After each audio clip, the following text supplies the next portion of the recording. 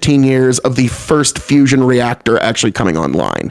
So whatever energies that we can use as a stopgap. Now, the thing is, if you do not like coal, if you do not think coal is the way that we should go. I haven't even started the recorder yet, god damn it. Yeah, actually, before... Yeah, like, we gotta do some introductions. Yeah, I was gonna say, that could have... That could have served as KOE's introduction, but... No, I was trying to shut you down. I'm like, before you go! Alright, let me pick this up for a second. If everyone's streaming, I hope you're ready to go. Let's go. Synth, I don't see you on cam. Are you good? Yeah, I got you to cam up. Give me a second here. Okay, just making sure you're good. Econoboi, we know, obviously we can't see your face. You good to go, buddy? I'm good. I'm ready to fucking shit all over Cole. I don't blame you on this. All right, ladies and gentlemen, I'm going to hit the recorder, and I'll do a little bit of introductions to help you out, Ico, and then I'll hand it off to you. 3, 2, 1. Good evening, everyone, and welcome to an energy panel co-hosted with me and Ico Rich. I'm just kind of helping support the infrastructure. He has been the one to put this panel together. He has invited everybody. He has pulled everybody in, and so I'm going to try to take a back seat and let our good friend Ico Rich take over for this particular show. It's good to have you, sir, and thank you for inviting me. Oh, thank you. For people who don't know, my name's Ico Rich. I don't stream yet. I'm going to be streaming probably in the next month or two. But I wanted I wanted to get this panel together because there have been a lot of like sort of tangential conversations that touch on energy policy, but I haven't really seen like a lot of energy policy panels recently, and I just wanted to like put one together to see what people from sort of who have different interests on this topic have to say. And so I guess I should start by just getting introductions out of the way. So that was me. Maybe we could do Econoboi next. Yeah, sure. So I think the most that I've shared about my career is that I'm a finance person in the energy industry. So I've certainly I've worked with different technologies and whatnot, and seen what the capabilities of sort of the broad industry is, I suppose, at this point. And my general position is just that climate change is the most important issue. There's not an issue more important than climate change. And with regard to the how existential it is, and so one of those ways to solve for that issue is to decarbonize our electric grid. So insofar as how we do that, well, the realistic ways are going to be some combination of renewables and batteries. And nuclear is great, but nuclear is not really picking up any steam. Before the panel started, people were talking about fusion reactors, and it seems like we're always 10 or 15 years away perpetually from those. But who knows? Maybe China will pour $100 billion into it and figure it out one day, and we can steal their technology for once, and that's always possible. But insofar as as long as we don't have that situation, then I think renewables are the way to go with batteries, and then some base load from there, obviously, just paired with carbon capture to make up the difference. Great. And next we've got KOE Nation, Phil, up there in the Midwest, I believe. Yes. And he's got a perspective that's kind of unique in that he works with a particular portion of the agriculture sector that's very energy. It has a role to play in our energy mix. Take it away, Phil. Yes, thank you, sir. I am Phil KOE of KOE Nation on YouTube, Twitch, and TikTok. Never above that shameless self-promotion, folks, ever. And I'm usually not only the man of the hour, the man with the power, the man that makes the other podcast cower, but this evening I am also the impresario and emperor of energy, because we're getting into this very interesting topic this evening, folks. Now, I'm in an interesting spot in this panel because I'm the only person that's defending coal in any sort of way. Now, the reason I say that, and when we were talking about fusion energy a little earlier, is we're beyond the science problems of fusion reactions, and we are now to the point of it being an engineering problem, because just 6 months ago, we actually had a fusion reaction that was sustained for 5 seconds. Now, that doesn't sound like much until you realize that's 1 Mississippi, 2 Mississippi, 3 Mississippi, 4 Mississippi, 5 Mississippi. We have maintained a fusion reaction now. So we are beyond the science problems and we're down to an engineering problem. And so we're going to be getting there a lot closer than anyone wants to think. And so I look at all of the energies, any kind of energy, whether you're talking about green energy, whether you talk about coal energy, these are all stopgap measures until the first fusion engine goes online. Now, coal, like I was saying earlier, it has one amazing advantage in that you can put a pile of coal anywhere in God's creation and you can generate energy there. Now, the newest coal plants, like there's been some that have been arising in Texas, they can scoop out a lot of the bad stuff that makes their way into the atmosphere. But that's neither, because that is a downside of coal, is that it is environmentally destructive. I'm not going to deny that.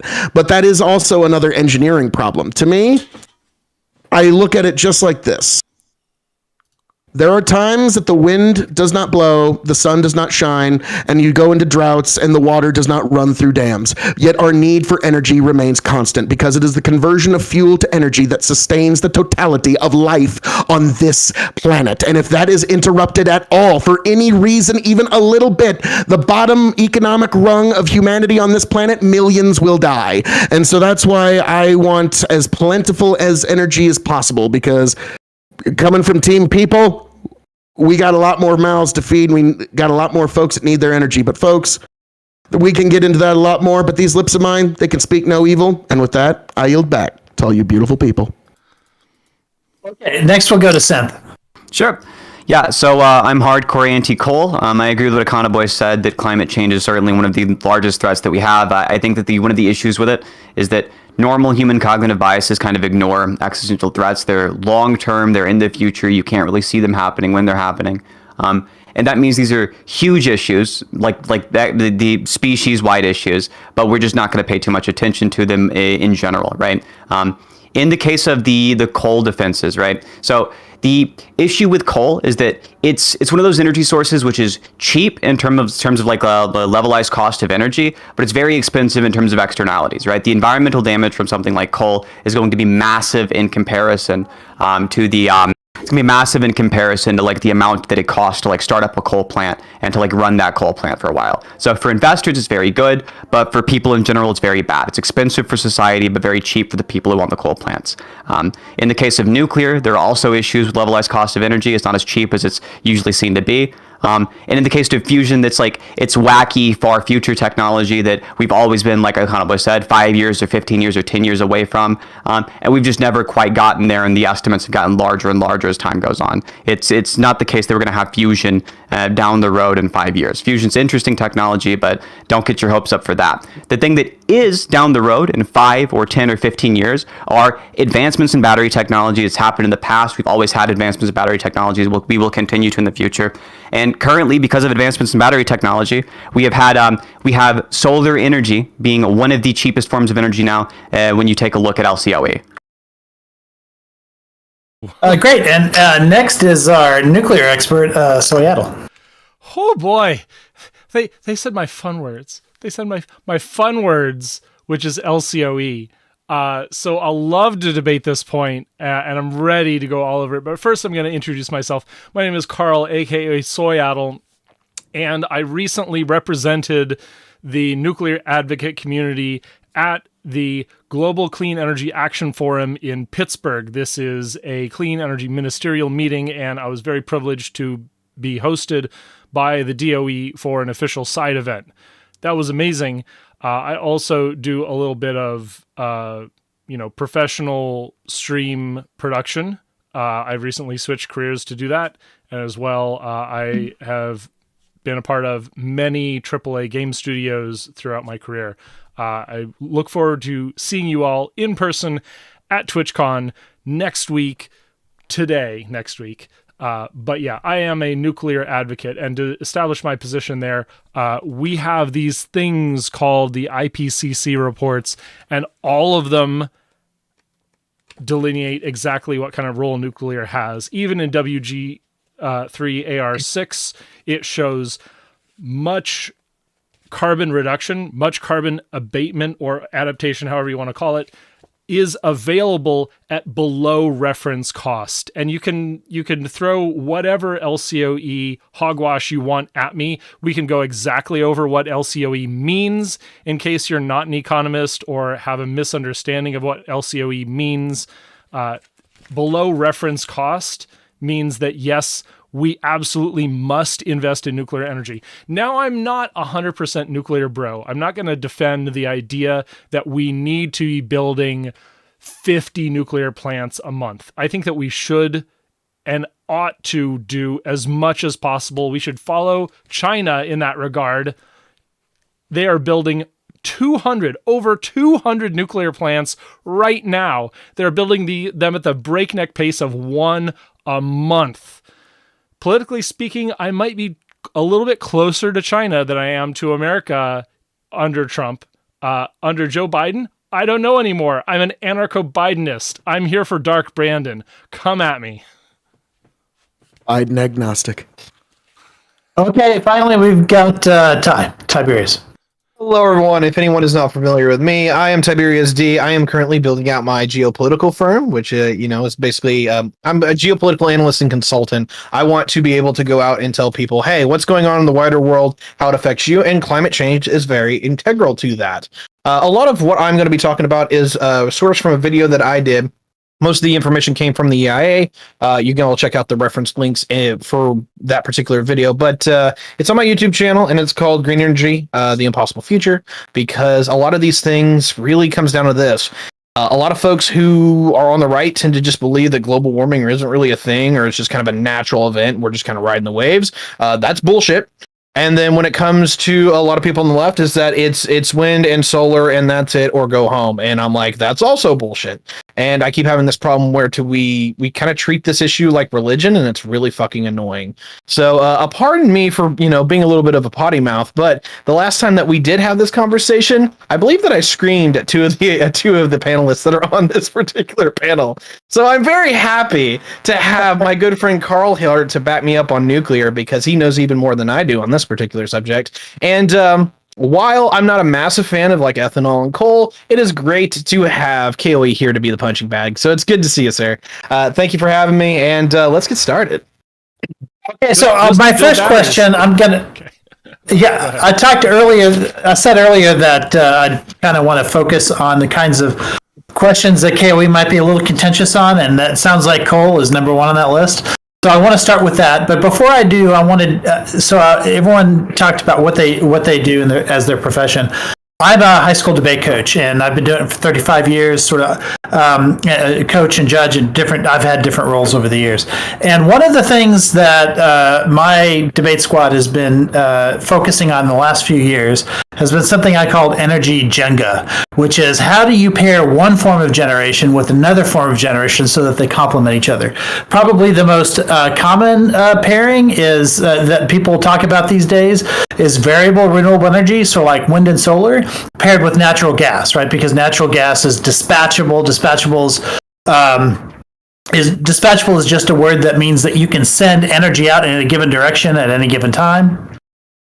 And so typically that's natural gas, but it's also can be something called pumped hydro, where we pump water all the way up very high, and then when we have energy surpluses, and then we use that to compensate for energy deficits. We had what was the largest battery in the world in Bath County in the United States. It's a tremendously large battery. It was made to supplement coal, and coal is what I want to talk about, because pumped hydro can be used instead to compensate for renewable energy, and that's something that they might be able to do in Virginia as a result of that. However, coal, if in this game of energy Jenga, is something that is usually most people consider to be something more like baseline, whereas it's going to provide consistent power to a region at any given time, but it's not going to. You can't really ramp it up quickly or ramp it down quickly because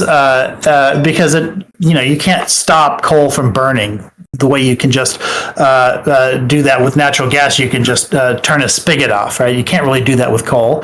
And so that's where I want to, I guess we'll start with KOE, what his defense of is in a world that that uses so much renewable energy now and needs something that's dispatchable to compensate for it. How can we continue to use something that is really more designed for a baseline operation? Well, because the world is a lot more spread out than a lot of major metropolises. You can do fine with one nuclear power plant. And my one thing that I do want to be a takeaway from this evening is, if you don't support coal in any way, then you damn sure better be on board with nuclear power, because it's the only thing that solves sort of the problem. Because you're talking about storage of energy. How do you store the energy? With natural gas, you talk about you can turn off the valve, but you can't store it anywhere. You can't pile it up in the same way that you can coal. You have to actually have entire facilities built just for natural gas as storage. Nuclear energy largely solves that as well, but the one problem is it does require water. So all the energy sources that we're talking about tonight are all big water eaters. Is the one thing that a lot of people don't really talk about, is whether you're talking about like oil, fracking, that's a lot of water. Nuclear energy, it requires a fuck ton of water to keep the cores cool. And even like ethanol, think of all the water that goes into the corn production. So these are all big wasters of water. But one thing I wanted to keep in mind, you were talking about multiple, like matching up fuels, and I look at coal in much the same way. It's going to eventually be phased out, but while we still have this amazing need for energy, we should probably use it, because it's a non-renewable resource. It's going to eventually, now it's never going to actually run out. We'll just incentivize not needing it anymore. But I wanted to bring up something, because we've had some very cold winters, and this is going to be a very cold winter where people are going to not have the energy that they need. Hastings, Nebraska, if you actually look at it, you can look at it on the map. It's actually powered by a coal-fired power plant, Hastings NE. And we, about 3 years ago, were the coldest place in planet Earth during the winter. For a solid week, we were about negative 45 degrees or lower. And for a solid week, Hastings, Nebraska, they never lost their power once. They had continuous power. They had a few lines go down, but the power company fixed them immediately. And so even in the worst possible fucking conditions in God's creation, that place still had power.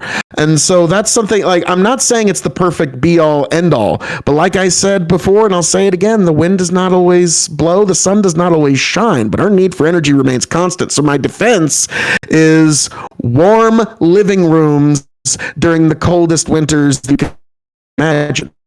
Now, one last his Nebraska internet might be cutting out. You're cutting out, Phil. To touch on. He's got a coal-powered internet. 100%. I get it. I get credit for this. Can we maybe mute him until his... I could to spin every turbine. Sorry, you were cutting out, Phil. Oh, okay. I'm sorry. I was just talking about the hit and miss motor ran on both diesel and kerosene. You should always have more than one fuel source for whatever you're talking about. And the last thing I'll leave on is if we get into hydroelectric at all, to me, it's incidental. To me, as a species, we are awful at water preservation, maintenance, and distribution. So if we can get dams to just preserve water, the electricity is incidental. So I'm trying to get all my shit in here before I got to get going before too long. So I do apologize for my filibustering. But with that, I yield. Great. Do we have a response? I'd like to actually ask a question. So KOE, you said that like nuclear power plants in general, they eat up a lot of water. Is this like just a general statement? You're saying on average, or do you think like every single one, even the liquid metal reactors, are going to be eating up too much water for you to be safely comfortable with? Too much? No. I'm not saying like too much. I'm just saying like we need to be cognizantly aware of the fact that all of these power sources are actually huge draws of water, which is something we always need to, like, there are nuclear power plants that are just fine with their water. Farmers are always thinking about who's going to compete with them for the water, right? Well, yeah, but like we also make the food everybody's got to eat, so we're a little testy about that shit. What can I say? We're a little curious about water because all the water that we use, like all of our energy, that's what I meant to say, all the energy that we use is in some way, shape, or form a drain on water. And I was just saying dams are a good thing because as a species, we are shit about preserving water, capturing it, and distributing it. Like, so just generally, as an entire, all 7 billion of us. Yeah. So I know like a lot of like coolants for nuclear are going to be using water, right? But even in like liquid metal, you're going to see like water condensers pretty frequently. I just don't understand why in terms of like water cost per kilowatt hour, we would really think that that's like a major issue for nuclear. There are other issues I think that are more important. That one doesn't seem to be too. It's not. It's I understand that criticism. It's slightly more than coal. That's it. Okay. Yeah. And in general, I or totally slightly agree. more even for the ones that you have like lower water usage? Well, we need more study of those. I believe that if we look at NuScale at INL, Idaho Falls is going to be dry cooled. So that's going to use a tiny amount, if any, water. We've got the Natrium plant that's going to actually use the same kind of steam generator that concentrated solar does. So yeah, it's literally the same physical process as concentrated solar. So you can't criticize it for that reason if you like concentrated solar. And some people hate it for I don't know what reason. But yeah, nuclear, and we got to sort of like, being an advocate, I have to say, yes, there are things that make nuclear imperfect. But of those things, none of them are a big deal. So you mentioned reference cost. It's like Carl, you mentioned that as a reason why you thought like it being below reference cost was a reason why you thought that nuclear was worth doing. When you're saying reference cost, are you referring to like reference cost average or reference cost weighted, or reference cost of energy overall, or specific subsets of the energy field? Well, we'll have to go into the IPCC WG3 6 assessment report to find out what they mean when they use that terminology, because that's what I'm citing. Okay. If you're just citing the IPCC, I'm guessing they're just using reference cost weighted on, unweighted on average, right? Which is fine to do. I'm not going to assume. Okay, we don't have to. If you want to check, you can you can throw out whatever the specific metric they use is. But using reference cost and saying it's below reference cost, I think that there are if you take a look at other some renewable sources, you'll see they're far below reference cost, right? What we want to do is not just look at is it below reference cost, but below is it below the other sources that we're newly investing into? We've invested a lot in the past in the U.S. and federal investments in nuclear have been pretty big. Renewable, not so much. So if we're talking about where should we put the money, it seems like we should compare these two sources. So if climate change is an existential crisis, or maybe not an existential crisis, but a really serious issue that deserves a whole heck of a lot of investment, is there somewhere here on your concern about climate spectrum where you think we can afford to not scale up possible solutions?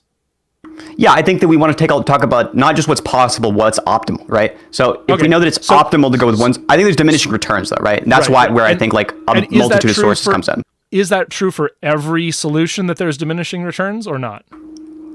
From what I've seen, yes, there might be some exception there. But in the case of any solution, it seems there's diminishing returns. The most optimal solution right now, starting now, seems to be solar. It seems like there's a place for nuclear. I think doing the Germany thing where you just cut nuclear power plants entirely seems like a wholly bad idea. But I think that when we're talking about where should we put new money, where should we put new investment, the best idea seems to be solar. Solar seems to currently not be having diminishing returns. I think it will eventually, right? Probably. But it seems to have exponential returns. It seems like we're just gaining a lot from solar in the ways that we don't for other things. Right. So I'm going to go ahead and share. Solar is going to plateau until our battery technology gets better. Yeah. It's getting better actually. Our battery technology. If you take a look, I found the source that we're talking about. So this is AR6, and costs lower than reference is everything blue. And just like we just sort of agreed on, there are things where you get an immediate benefit, and all of them have diminishing returns. So if you want to, if you want to achieve 0.2, as someone in Econoboi's chat pointed out, 0.2 gigatons avoided per year, you can do that at below reference cost. You can get about 10 times as much in solar and wind, but they have diminishing returns.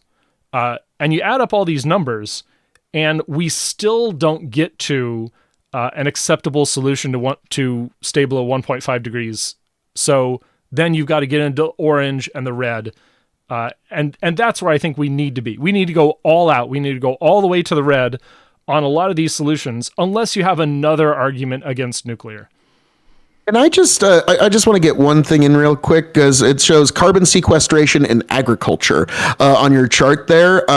Now that's kind of a misnomer because what happens a lot of the time, like what my farm does, we do a cover crop regime to make sure that we're not carbon sequestering, we're carbon converting. We're converting carbon into oxygen with our cover crops. So like I think like I like the idea, but like I've actually had some nerds like challenge me online about this. Like, you're technically not sequestering, you're actually converting. It's like, okay, fine, nerds. But like, it's just one thing I always like to point out that is one thing that people talk about, the carbon in the atmosphere that comes from coal. Well, if farmers all have cover crops on their field to ensure that their fields are green 365 days a year, because God knows if you put something on that soil, something's going to grow on it. Something will. So you just as well put a cover crop that gives you some sort of benefit, and it also helps in the carbon chain. So that's just one little aside. I'll have to look into it, but I think that some parts of sequestration in agriculture actually is sequestration. Like, you have a crop and you biochar it, and then that carbon stays locked in the soil until the next crop comes through and makes use of it. Okay, so as long as we're talking about two different kinds of baseload energy, right, which is coal and nuclear, they both have sort of come up in since Europe sort of came up in this conversation. Now's a good time to talk about this, because I too have long been confused as to why they can't just open up some of these nuclear reactors in Germany that they were closing down more than they are. I know that they are keeping. Mike is trying to get into the chat if Tiberius. Oh, yeah. Thanks. And so, but I asked a German friend of mine this, and something I hadn't considered was brought up, and that is they hadn't done a lot of electrification in Germany yet. And so a coal plant or a nuclear plant is going to be able to provide electricity to houses, but a lot of these houses rely on natural gas for their warmth. And I'm sitting at my sister's house. She has a gas stove, gas boilers, a gas dryer, gas fed barbecue, and then the fireplace is fed by gas. The heating in the house is also provided by gas. So if there were to be like a reduced electricity price, a lot of that wouldn't translate into keeping houses like that warm. And especially in Germany, it was told to me that maybe about 50% of the houses there rely on gas for warmth, and they're trying to electrify as quickly as possible. But it's it's going to take time to do that. So in the meantime, if we were to keep all these coal plants open that are scheduled to be phased out, or keep open some nuclear plants, none of that is going to help the houses that rely on natural gas for energy there. So it's okay. Like I open up the electricity map stats right now. Germany is 55% coal on their electric grid. So yeah, sure, you can whataboutism on home heating, but I don't care, because most of Germany's problem, of course, is transport. But then the next one down is power. Mm-hmm. It like home heating is such a tiny one. Natural gas is a really good, vehicle for home heating. Even if we feel bad about using natural gas, that's more of a virtue signal than an actual problem that you've got to solve right now. Hello, everybody. Hello, man. Hello. That was quite the greeting. I don't know what y'all were talking about. Sorry, I was streaming with Sansol, which I think just rated, which is really funny. Okay. I came here and I brought the gang. So yeah, hello everybody. Go ahead. Hello. Yeah, please introduce yourself. My name is Micah Irfan. I've actually streamed with Tiberius somewhat recently in a panel with Stardust. I write about economics, primarily taxation. I'm part of the Neoliberal Project, which y'all should all join. And I broadly consider myself a social liberal / like center left liberal. Well, I think we're talking about something that I call energy Jenga, which is how you match different forms of generation with each other, and then I added in how we also factor in things like electrification. But at some point, since taxation is your specialty, I'd like to hear your opinions on how carbon tax affects all of these forms of generation. But not yet, because we're still kind of talking about coal and nuclear, specifically as baseload energy, and how they match up or don't match up with different forms of power generation. And also, my argument that I was floating was that you also need good electrification in order for those forms of power to, do their most good. Thank you for the update. Yeah. Just catching up. Well, all right, go ahead. I'll admit that someday electrification will be incredibly important. The first thing that we've got to do is electrify transport. And as cringe as I think cars are, I guess I got to admit that, electric vehicles are not such a bad thing. Sure, multimodal transportation will pile on top of that and be a huge benefit, and we will have better walkable cities and all this, fully automated luxury gay space communism where we all live in public housing. That's not coming in the near term, as much as I want it to happen so badly. I'm on Capitol Hill, by the way. It's a really wonderful place. I want to get to EVs because I'm a little bit more optimistic on EVs than that in terms of what I think the timeline might be. But before I do, I want to ask KOE about the role of corn in energy, especially in America, since he won't be here all that long. Yeah, I'm gonna have to go here in a couple of minutes. Ethanol it's good to have, especially if you want to get off fossil fuels. To me, like whether we like it or not, some shape, unless you're into nuclear, some shape, form, or figure of chemical fuel is going to be required to provide enough energy for the 7 billion people that live on this planet. Ethanol, I've got no problem with. I don't like the fact that there's some states that actually have mandates that you have to have X amount in your gas pump. So I don't like that. I want people to be able to choose whatever they want. But I do think it's an excellent, like I said, it's another tool in the toolbox. Just like coal, you can use ethanol, nuclear, hydroelectric. All of these are just good tools in the toolbox. Now, folks, unfortunately, I am going to have to get going here. So, Aiko, thank you for sending the. Thank you. And Micah, I'm so sorry we didn't even get into it. It was going to be amazing. It was going to be incredible. It was going to. You don't like me. I mean, as soon as I come, as soon as you get there, it was all you. No, I got a thing with the family I got to go take care of. But all you beautiful people out there. Thank you for being here with me. Check me out, Phil KOE at YouTube, KOE Nation on TikTok, KOE Nation on Twitch. All great places that you need to check out for you, me, all of that. And Tiberius, thank you for hosting. Aiko, I really regret. I was really looking forward to this panel. But folks, fusion power, it's coming down the pike real soon. We're past the science. We're now down to the engineering problems. We just need stopgaps until we can get the fusion power. Then we get cheap energy, fast spaceships, and it's all going to be fucking awesome from there. We already got 5 seconds of a reaction, so we're past the science problem. But Aiko, God bless all y'all. I hope you find yourself back here happy, healthy, much the wiser. God bless all y'all. Catch you on the flip side. See you, Philly. All right. Now okay, great.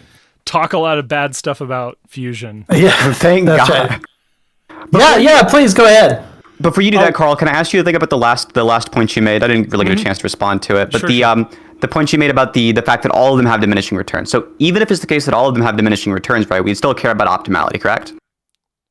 Wait, until you solve the problem.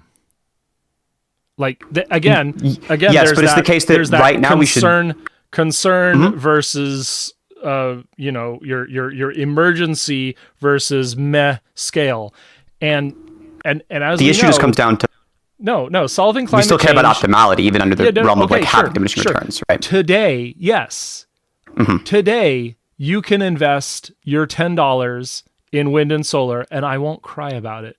Because I'm not actually 100% nuclear, bro. I'm not going to cry about it. And I know, so you don't seem like the issue is though, like, not just my money, right? But like the government money. We should be focusing on optimality today, right? And like long term, I agree. There's a place for nuclear. What is the time scale of your investment with the government? Like, are we? I mean, shooting ideally, for we'd want the government doing.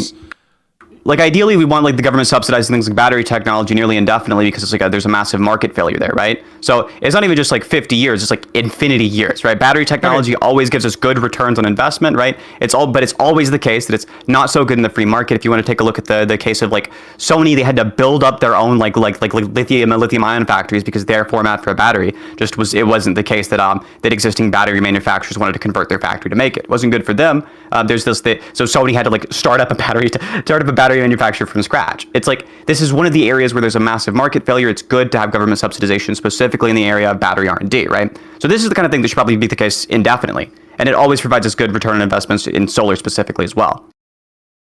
Yeah, I mean, just to say my first thing here, so I can really break the ice. You're totally right when it comes to batteries. Just because IP protections in the form of batteries just doesn't work, you can't have somebody monopolize lithium ion. Like that's an absolute disaster, right? And so, I mean, I think Tesla's gotten some IP related to its new forms of lithium ion that works better for vehicles, and that's terrible. That's really upsetting, right? Because these are these big breakthroughs that are supposed to help the entire sector, but they can't because they're monopolized. And that's why I think we need to use like patent prizes, innovation prizes in these cases, and that's what you're saying, subsidies, right?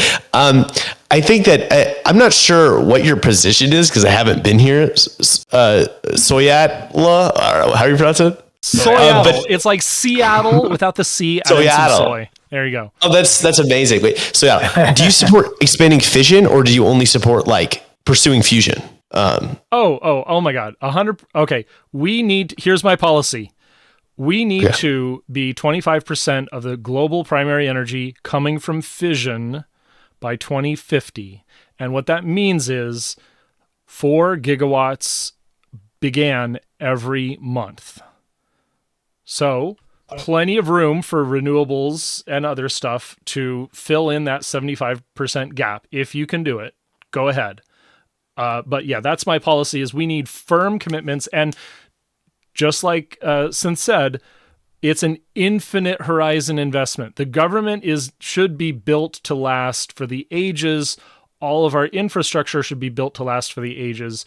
We do not give up on our roads and bridges just because we don't like the orange man in office. We keep them going.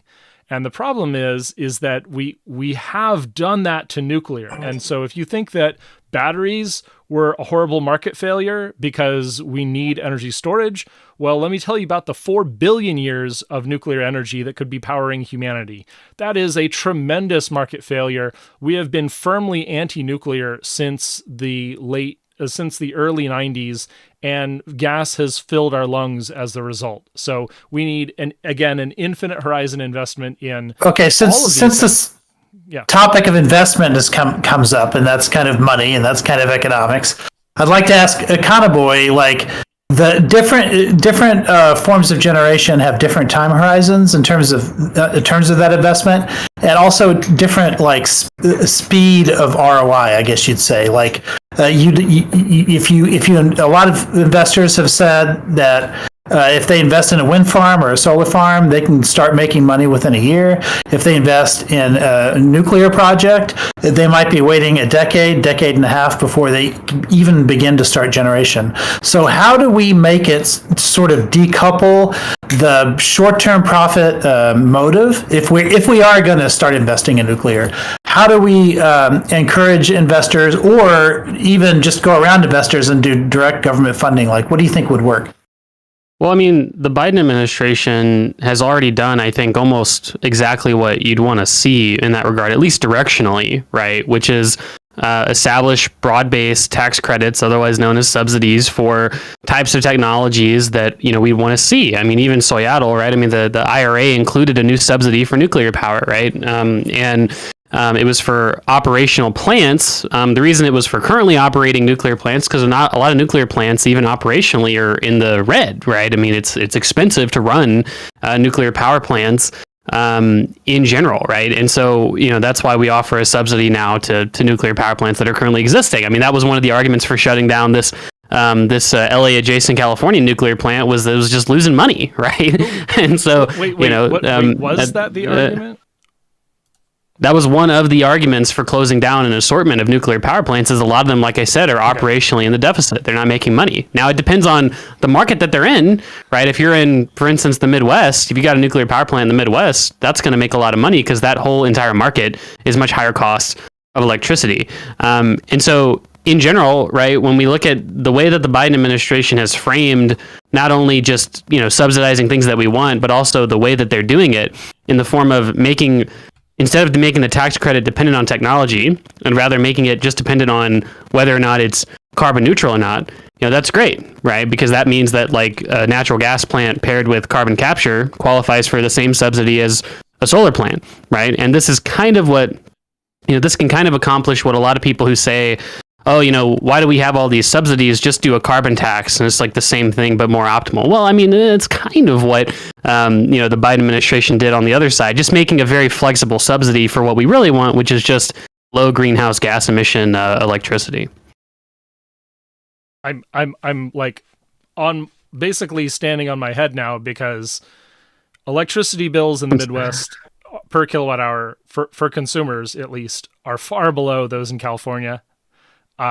Diablo Canyon is it's about the stack though. It's not okay. Sure, it's not just the we can get into the PPAs and the total cost, but yeah, Diablo Canyon itself was a politically negotiated requirement to shut down because California doesn't like once through cooling, even though sitting on the ocean it actually doesn't matter at all. Like you're not hurting anything because the enormous heat sink of the ocean sucks up as much hot water as you can throw at it, and it's a very, very minor effect on the local ecology. So that was a politically negotiated settlement between the governor, NRDC. No. But that's, go into it. They were losing money though. They were losing. Show me, because it was a negotiated settlement based on the effect of the water system and the once through cooling requirements. So maybe the requirement to build cooling towers would have made it economically unviable, but that was a policy choice, not the baseline economics. It's well known that a lot of nuclear power plants lose money. Yes. Right. Well, let's talk about why. I guess one of the arguments you can make is like if we effectively price carbon emissions, right? Like renewables are going to look better. And I agree with that 100%. I guess to me, it just seems that like, I'm not sure how economical fission reactors are relative to renewables. I really just don't know. In all markets, I think there's a possibility that not all of the losses that nuclear power plants suffer will be eliminated by having a proper carbon pricing arrangement. But yeah, I think I don't know. I haven't looked into the specific case of what Econoboi said, but I think it's very feasible that they could be losing money because it's super common. Well, I would love to talk about why, and let's refer to that wonderful financial instrument that Synth referenced, which is the levelized cost of electricity. However, the problem is you got to make sure you're comparing apples to apples, and you should be therefore comparing nuclear plants we're talking about shutting down to renewable energy that we're building. Those are our options. I'm not going to say that new nuclear is financially viable at this time. I'll just admit that. New nuclear is pretty expensive because we have an infrastructure and industry lethargy that we need to wake ourselves up from. But where you find that stat in LCOE is the fully depreciated cost of nuclear. These would be your power purchase agreements that you get from existing plants that are being competed with by natural gas. And you also need a price for renewables. Really quick though, I just want to say that because essentially what you're saying is if we don't count the initial cost of building the plants, nuclear is quite competitive in terms of cost. And it's like, okay, well, that's totally fair. But if we're conceding the argument that new nuclear is actually not very economically competitive, that's more or less what we've been saying this entire time, right? Of course, I mean, we've also said that we think that currently existing nuclear plants probably shouldn't be shut down. They should probably just be subsidized to stay around because they are important part of the electrical grid. I mean, it sounds like we've come around to just basically agreeing with each other. I think here's my blisteringly Go ahead. Oh, I was just going to say, if I could suggest that there is one other reason why nuclear might be having some issues with profit in regards to energy Jenga again, because in Texas, we have some nuclear power plants here, and we also ERCOT is a generation blind sort of bidding system. So they just accept the cheapest electrons at any given moment. And so when a nuclear power plant was built 40 years ago in Texas, like let's say Comanche Peak, they were assuming a certain like consistent revenue stream coming in at any given time of the day. And now, because of solar, energy can get really cheap in the middle of the day, or when the wind is really kicking up, it gets really cheap during those amounts. And because nuclear sort of assumes like a flat output, they're continuing to output energy all the time, but at those times of day, they're making a lot less than had been assumed when they were originally built. And as a result, we've tried multiple times in Texas to get new reactors built, and they generally don't. And it's because we don't have the same economic conditions that we did 40 years ago. Yeah. I mean, here's my blisteringly hot take on this. Like, we should effectively price carbon. We should get rid of any sort of subsidies that are not justified. We have subsidies for fossil fuel, and we have subsidies for renewables. I mean, in the IRA, you had a bunch of stuff, right, and a bunch of different subsidies. I'm not sure if I agree with Econoboi that there's an equivalence there, because I think all the subsidies were great. The subsidies will miss a bunch of stuff, right? How dare you? And subsidies are not all equally created, so like it's not like they're all proportional, which still creates some distortions. But tax carbon effectively, and then make it where people can open nuclear reactors. I know there's a lot of regulatory and political burdens there. And I think there also is a aversion in the market to such a long-term high-risk investment. So we can have a program where we give capital grants to companies that are trying to build nuclear reactors, but for those grants, we get equity, right? And that's similar to the French model. I mean, the French took equity stakes in these reactors that were being built. I don't think the government needs to be building them, though, because I just don't think that we're very administratively competent. But that's my position. And I think the market will figure it out. I'm not sure whether it's going to be 25% nuclear or 40% nuclear or 10% nuclear, but I'm sure we're probably going to keep the existing plants around in that situation. And I imagine it'd be more than what we have today. And it's not really my place to say what's going to be the most economical choice in all instances. There are some externalities that aren't accounted for, though, in things like carbon taxes.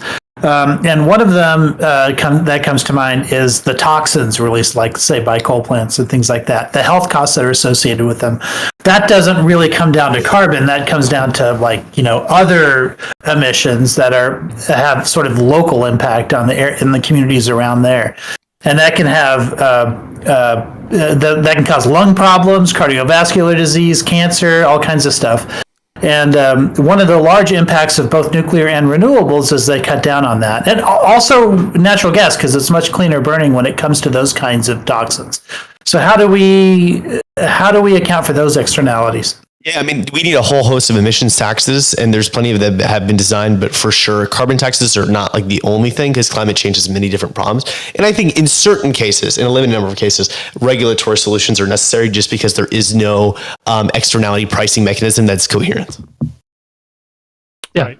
I mean, I agree with Micah. Obviously, if you want less of something, tax it, right? So all forms of pollution are probably good candidates for taxation, whether that be like, industrial littering, or, for instance, if we were to put a price on food waste or something like that, these are things that would, probably just result in more sort of socially optimal outcomes.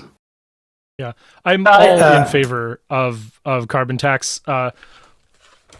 Since this report came out that said we needed to quadruple our nuclear fleet by 2050, we have shut down 29 gigawatts of nuclear, and a carbon tax of $10 per ton of CO2 would have saved most of those, except, of course, for that half of the shuttering that was in Germany. But that just kind of shows you how unserious we are about actually embracing all solutions. Is that, we have the data, and yet we just let them shut down. So okay, renewables matter.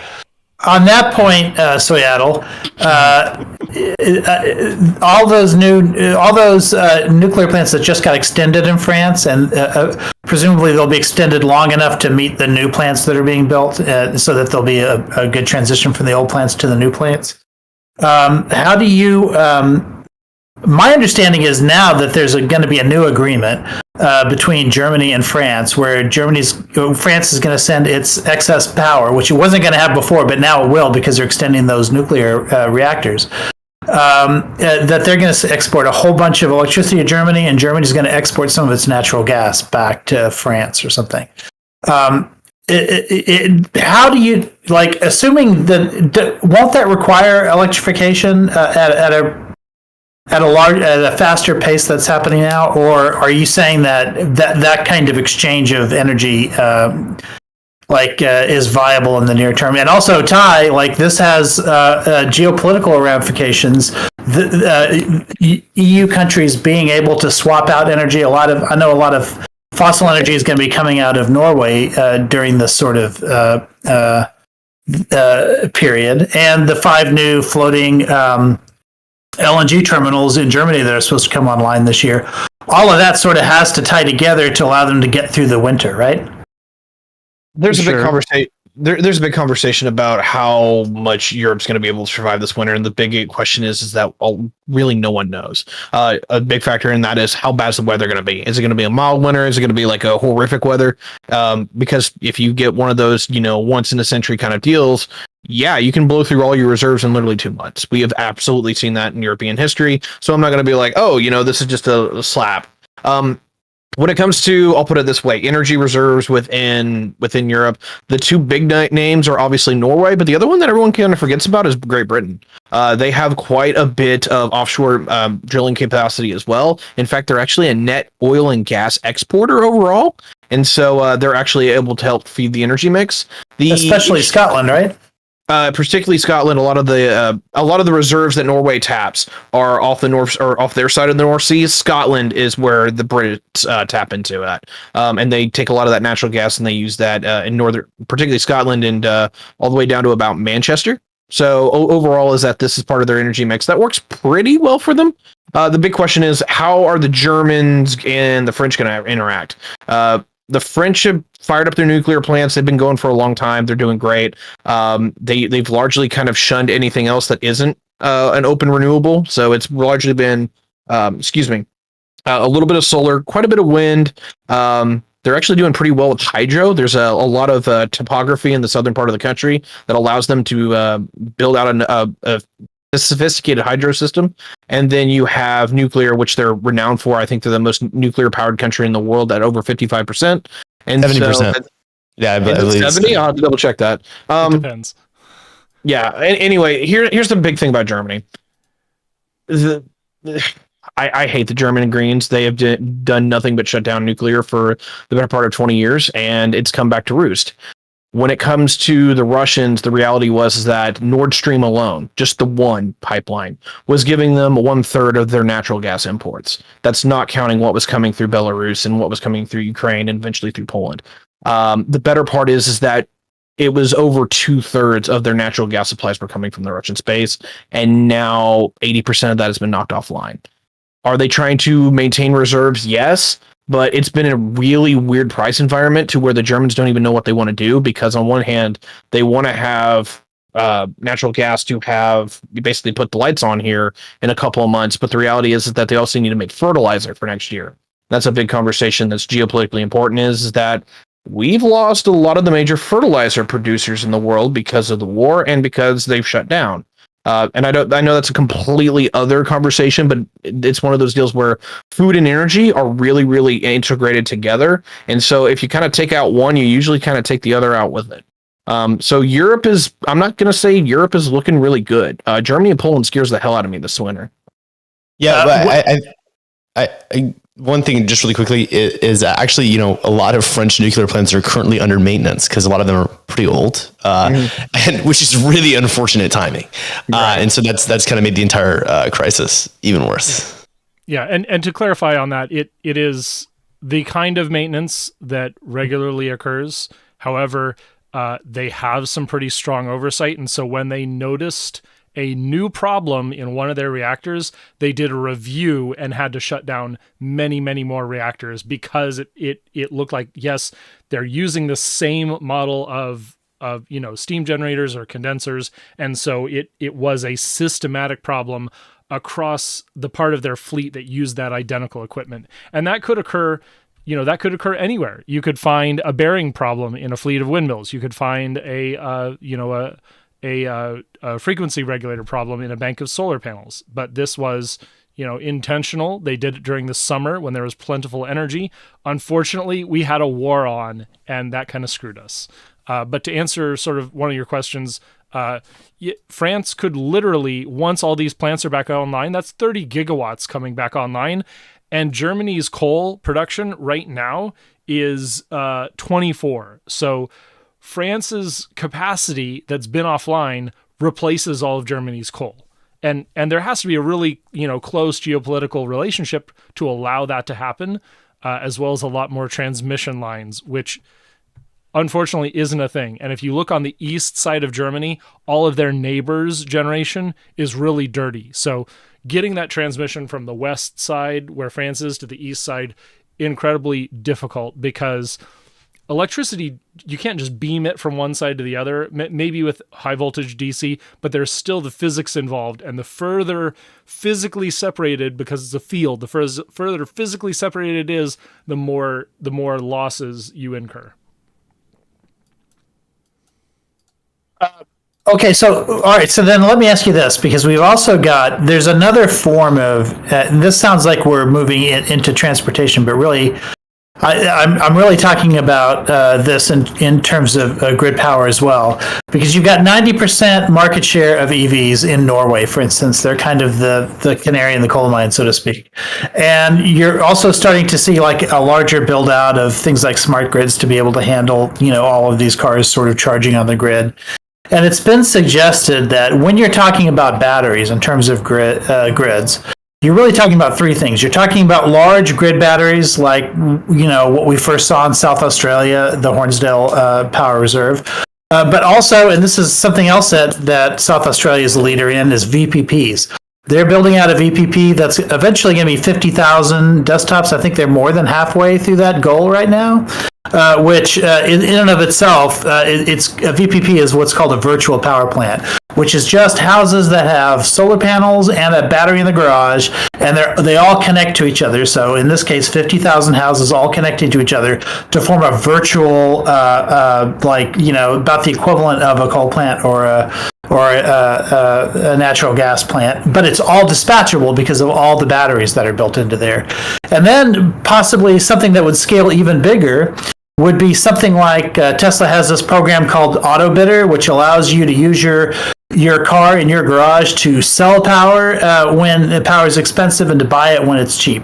So your battery actually might discharge when you first get home because you're in the middle of high consumption period, but around midnight it'll start charging again, and it'll be charging at a lower rate than what you were selling at. And as a result, all of these sort of batteries that will exist on the market that are going to be scaling at very high rates, like EVs are going to be scaling probably faster than any of the rest of the stuff. All of them are sort of connecting to provide dispatchable power at times when the grid might most need it. So late summer in Texas would be a good time for everyone to sort of do that strategy. Yeah. So please. As batteries scale, how useful will that be, is what my question. Well, I'll start with how useful was that Hornsdale Power Reserve? Did it take any fossil fuel generation offline? Does anyone know of generation that came down because of that? I think I would reverse that. I would say that it's more that it kicked in when fossil fuel power failed. And especially the VPP did on multiple occasions. Especially this old coal plant in Victoria that would go down, and Hornsdale would have to kick in and start doing not so much take over the power, but do frequency regulation and arbitrage in order to prevent a whole bunch of substations from tripping, in order so that there would be time for a natural gas plant or some other plant to kick in. And as a result, it saved them like a bunch of maintenance costs, and whenever those events occurred. I think that's partially true. I know that they also brought on additional coal units, so they had more rolling reserves so that they would be able to regulate their frequency without the battery. But yes, and really the biggest lesson of the Hornsdale Power Reserve is an economic one, is that gas peakers in Australia had the entire grid in a vice grip. They basically had everyone's balls in their hands, and they were able to time their bids and maximize the price of that FCAS bid. And the power reserve, the big Tesla battery, broke that monopoly. And so, yes, this was a great financial victory for them, but it was not really, it didn't take any fossil fuel reserves off the books. The 40 minutes of grid storage that HPR provides, and any one person's battery in their home is not going to last more than a couple of hours at full blast. So VPPs, big batteries, they're exciting. These are not a replacement for fossil fuels, unfortunately, and that's the reality of what we're facing. We're trying to get rid of fossil fuels. We have to be like more than 90% emissions reductions by 2030, 2040 to keep 1.5 alive. So a lot of people are giving up on 1.5 degrees of warming now, and they're saying, okay, well now let's look at the clock for 2 degrees and just sit how long it is. So I'll let Cypher introduce themselves now. No. Ignore me. I didn't know this was happening, or I would have been here beforehand. I'm gonna raid in. I just sorry. No problem. Go for it. Okay.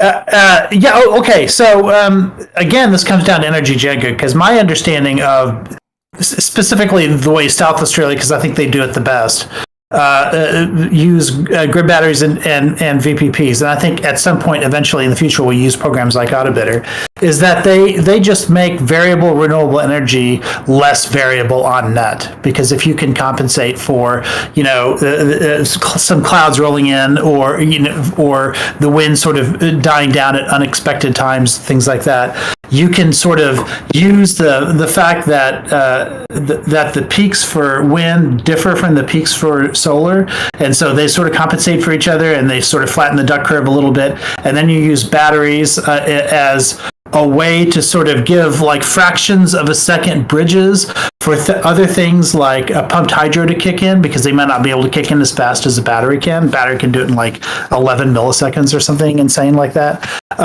That's typically the way that it was used, is it just took over the grid for like a fraction of a second so that something else could come in. And you've got Snowy 2.0, which is a massive pumped hydro project that's going to be kicking in, converting all their hydroelectric in the snowy region into pumped hydro, so that if you have enough batteries, the way I teach it to my debaters, it's a bit like Hercules, like lifting the universe just for a moment so Atlas can get a little bit of rest. It's like that. But whereas the batteries aren't supposed to kick in for any much longer than that. They're not replacing any kind of generation. They're just sort of making it easy and smooth transition from one form of generation to another. And that makes pumped hydro and things like that like a lot more viable. At least that's my understanding. A bit. Carl, let's talk about carbon taxes more, because I know about that. Sounds based. Yeah. Carbon taxes are based. They're amazing. I participate with Citizens Climate Lobby. I encourage all Americans to do so. Really great organization. We have a nuclear action team led by Jim Hopf. I'd love to see more people engage with that part of the community. But really, carbon tax is a results-oriented policy, and that's why I love it. Yeah, and I mean, I imagine, it doesn't seem like too many people are advocating cap and trade anymore. I guess it's just because it's very clearly worse.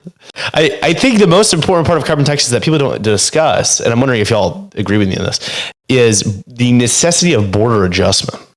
Because border adjustment changes the incentives of foreign policymakers. By border adjusting your carbon tax, not only are you taxing domestic production of carbon emissions, but you're also taxing foreign products based on their carbon output for those products, right? So if it's like, 3 tons of carbon for this product, we're going to tax it as if those 3 tons were emitted here. And what that does is it incentivizes foreign governments to have carbon pricing. Because if they have carbon pricing, we don't price them. We only price them based on the differential between our carbon pricing costs and theirs. And I feel like that's super important, because it's going to encourage countries like India to push towards carbon taxes, and China to increase basically the effective tax rate through their cap and trade system, which they have, which a lot of conservatives don't realize. Yeah, I mean, I think it sounds like we all like carbon taxes. I mean, I'm not sure if there's there's not a lot of great reasons to be against them. I mean, the IRA even implemented a methane fee, because we can't call it a tax. It's got to be called a fee. But it's the same thing, right? And, I think that's perhaps opens the door into more stuff in America. It seems to me like the Canadian model is like the best, like currently they seem to be doing the best in terms of taxing carbon in the world, at least in terms of their model. It seems to get around a lot of the problems that people talk about. It's going to just get passed on to the consumer. Canada says we'll just give all the money to the consumers, then just put it on the businesses and get rid of that sort of argument. They have border adjustments in Canada, and then they have escalating pricing in the future as it, I guess presumably as they feel like it becomes more and more necessary to tax carbon more and more, prices will go up. And so, I like the Canadian system a lot.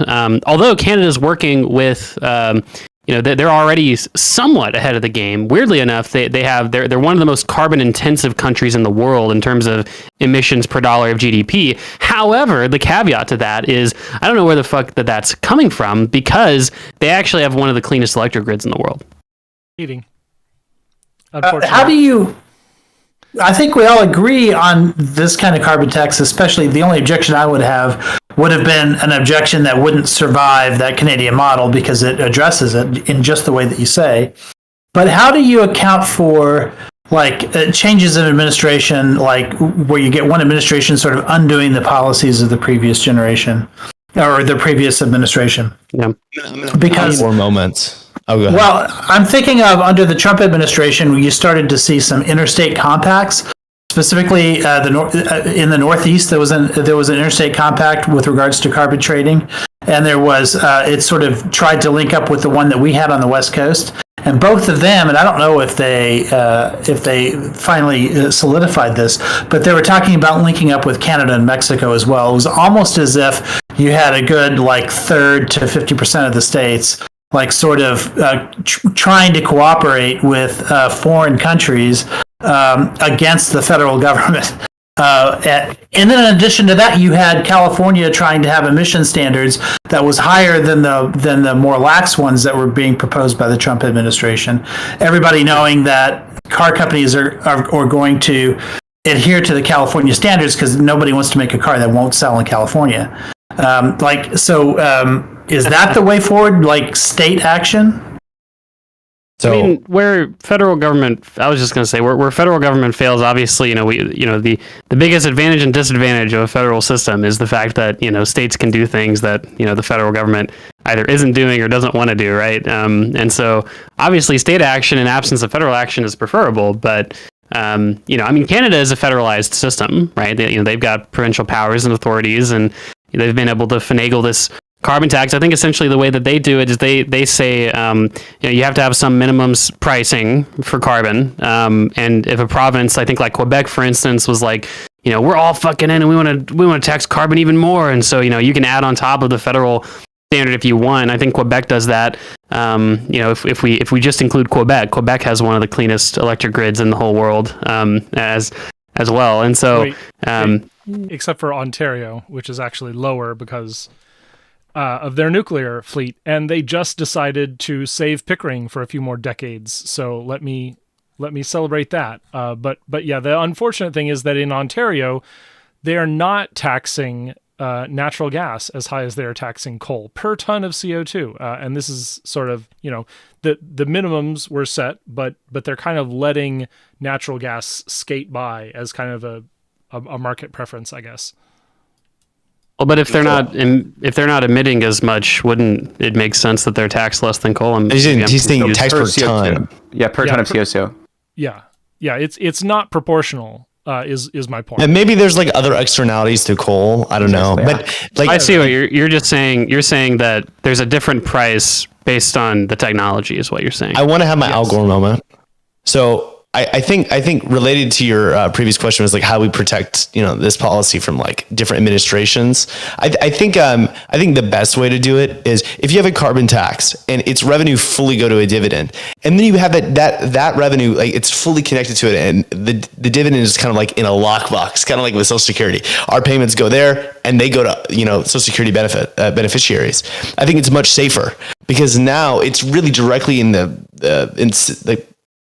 population is directly incentivized, financially speaking, to make sure carbon taxes increase every single year. And because if they ever decrease, their dividends are getting cut automatically. And so I think that is like, if we pay people to support good policies, I feel like that is probably the best, that produces the highest probability that those policies are going to get passed and continue to exist. Would this replace FICA? Would this replace the FICA tax? No. I mean, it wouldn't raise enough revenue, I don't think. Yeah, I mean... Well, it's also a self-killing deal, right? Because if it succeeds, then you won't have anything left to tax eventually. Eventually. And at that point, I don't... And that's a good outcome. Yeah. I mean, there's nothing they can do about it because the only mechanism they have is to increase the tax rate there. Or they can do what I would want is them to start using other taxes or maybe social wealth fund revenue to fund a social dividend of sorts. I'm a UBI fan, so I don't think it's the worst thing. But in the medium term, the dividends will be actually increasing. Oh, okay, that's a good point because this is something I wanted to bring up at some point anyway.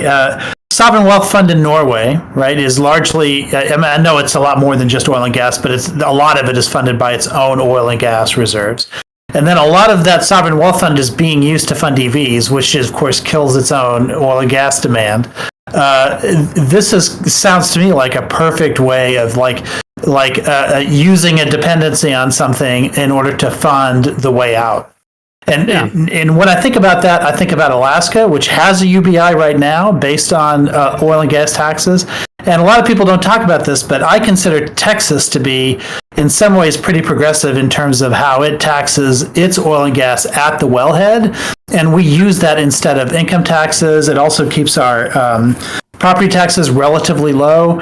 We have a massive rainy day fund that because of what and the brilliance of it, this is the part that's a bit unfair, because we're taxing it at the wellhead, we're basically taxing the world, but we're getting the benefits just within our state. So as a Texan, I'll just speak because I think this is really interesting. Like I've done a specialized study on Texas taxation, which y'all can read on my website. It's at my first and last name.com. And so we're not, you make a good point that we have severance taxes, right? And those are like relatively progressive-ish. They're decent, right? Because they're sort of close to like land value taxes, and the fact that a lot of the tax base is essentially nature, which is good. Obviously part of it falls on capital, but yeah, severance taxes are fine. They represent a relatively negligent percentage of the budget. The majority of our budget comes from sales taxes at the state level. Property taxes are pretty high relative to other states. It's definitely above average, and our sales tax is atrocious. Unfortunately, it's pretty bad. But we do actually have a rainy day fund, as you said, which is a good point, and we have a school fund managed by the University of Texas State Universities, including like UT. And a couple others that helps fund it, which is a social wealth fund for universities. So I mean, Texas has some interesting policies there that you wouldn't think would be in one of the big small government, advocate states. Well, I mean, we also socialize our transmission costs, which I often talk about as a funny socialist thing that Texas does, which I think is interesting to poke fun of people about. But I've become personally a lot more amicable to things like like collectivizing certain natural resources under government purview, right? So because in general it just seems to work out for a lot of countries, right? And it seems like we can have perhaps potentially more equitable outcomes and do cool things like Micah's talking about, perhaps funding certain social dividends or policies, or at the very least just a responsible diversification of wealth, right? I mean, it seems like one of the foundational principles of Norway's, big boy sovereign wealth fund, the oil fund, is just diversification. And so let's take this money, put it into a bunch of foreign companies. That way, if there's ever like a huge glut in the oil market, well, we partially don't care because it's a state, fund anyway, and then we also don't care because all that money's, diversified, and so, we're not going to have to enter into austerity because all of a sudden oil is negative or something like that. And, we can compare how, countries like maybe like Venezuela did compared to Norway. They're both very wealthy, oil-rich countries, but when oil crashed in 2016, we can see the benefits of diversification in some regards if we make that very simple comparison. So, I like it, and maybe not just oil, maybe natural gas too, maybe things like lithium and stuff like that. I mean, you can make a broader argument than just oil as well. Talking about like nationalized resource extraction, or are you talking about just owning like the rents, capturing the land rents? I mean, I think the Norwegian model, where basically the state collapses the equity ownership in like larger extraction businesses into one fund, probably makes sense. Keeping them like operationally private, but just have large equity stakes that the government oversees in a neutral way. Like Norway puts that fund under the purview of the fund that owns the oil company is actually governed ultimately by a political actor, but the big boy fund, the fund that gets the oil dividend money, that is governed by Norges Bank, which is their central bank. So, one of those actors is probably good enough to run it. Because you got to keep in mind, like, if we do this, one day Donald Trump might be in charge of, all the oil company money ownership. And so how do we insulate that money from perhaps less than competent. You put it in a actors. lockbox. Strong oversight. Well, yeah, I mean, just Good some way to. I mean, because Donald Trump. Many of our institutions survived Donald Trump. So just how do we design a sovereign wealth fund nationally that controls a lot of resource extraction that can survive people like Donald Trump? The deep state. That's true. And that's like the best, even the best nuclear plants. Like my local nuclear plant is owned by a cooperative of 27 local PUDs. So that's socialism. Yeah, can't do socialism. that. I am all for it. I'm Yahoo. All the socialists are like, are they capitalist because they want us to collectively own our generation, our means of electricity? Wait, that's communism. Yeah, go. Let's all take the generation assets by the state or by, these privatized equity funds. The numbers are not going to make my head hurt, but yeah, we need public ownership, public stake in these with very, very strong oversight. It's weird because I was just going to say it's weird because when it comes to utilities and resource extraction, that those seem to be two unique areas that even the very anti-socialist, anti-communist sort of Americans can get on board with, right? When you go through the Midwest and you see these sort of these electric markets that aren't exactly they don't have reliability councils in those markets and a lot of the WEC interconnection, right? You see a ton of public utilities, right? And then someone mentioned the example of the Alaskans collectivizing a large portion of their wealth through their oil fund, and so it seems like if from my perspective, UBI. Well, yeah, I mean, do whatever you want with it. The point is just that it seems like it's actually more of an you could call it like mainstream media radical policy, where if Bernie or AOC came out and said, yeah, I think the government should just, buy a controlling equity share in public oil companies that are domestically listed, and we should cooperatize, the electricity industry or something like that. That would be, I think a lot of news pundits would say how radical that is, but I mean, the reality is it seems like that's actually a pretty bog standard policy in local parts of the country, and then amongst international communities, it's pretty normal. So, if I recall, Sarah Palin, when she was governor, raised the UBI in Alaska. Known socialist Sarah Palin. Yeah. Raise the dividend based on the social wealth fund revenue. But I'm not really sure if I agree with the exact articulation of this idea, but I agree with the principle, right? That it makes sense for the government to own like stakes in these companies or have a special tax on them, right? What about my articulation did you not agree with, Micah? Okay, yeah, so you said something very specific. I'm going to nitpick you, okay? I'm allowed to do this, okay? Jesus Christ. You said buy the shares on the public markets. I don't think we should be buying the shares. Yeah, we should just fucking expropriate those fucking oil companies. No, but put all the investors in prison. We're gonna take the oil companies, take over the rigs. No, but like we're enriching those shareholders disproportionately. I mean, we think that markets are at least somewhat efficient.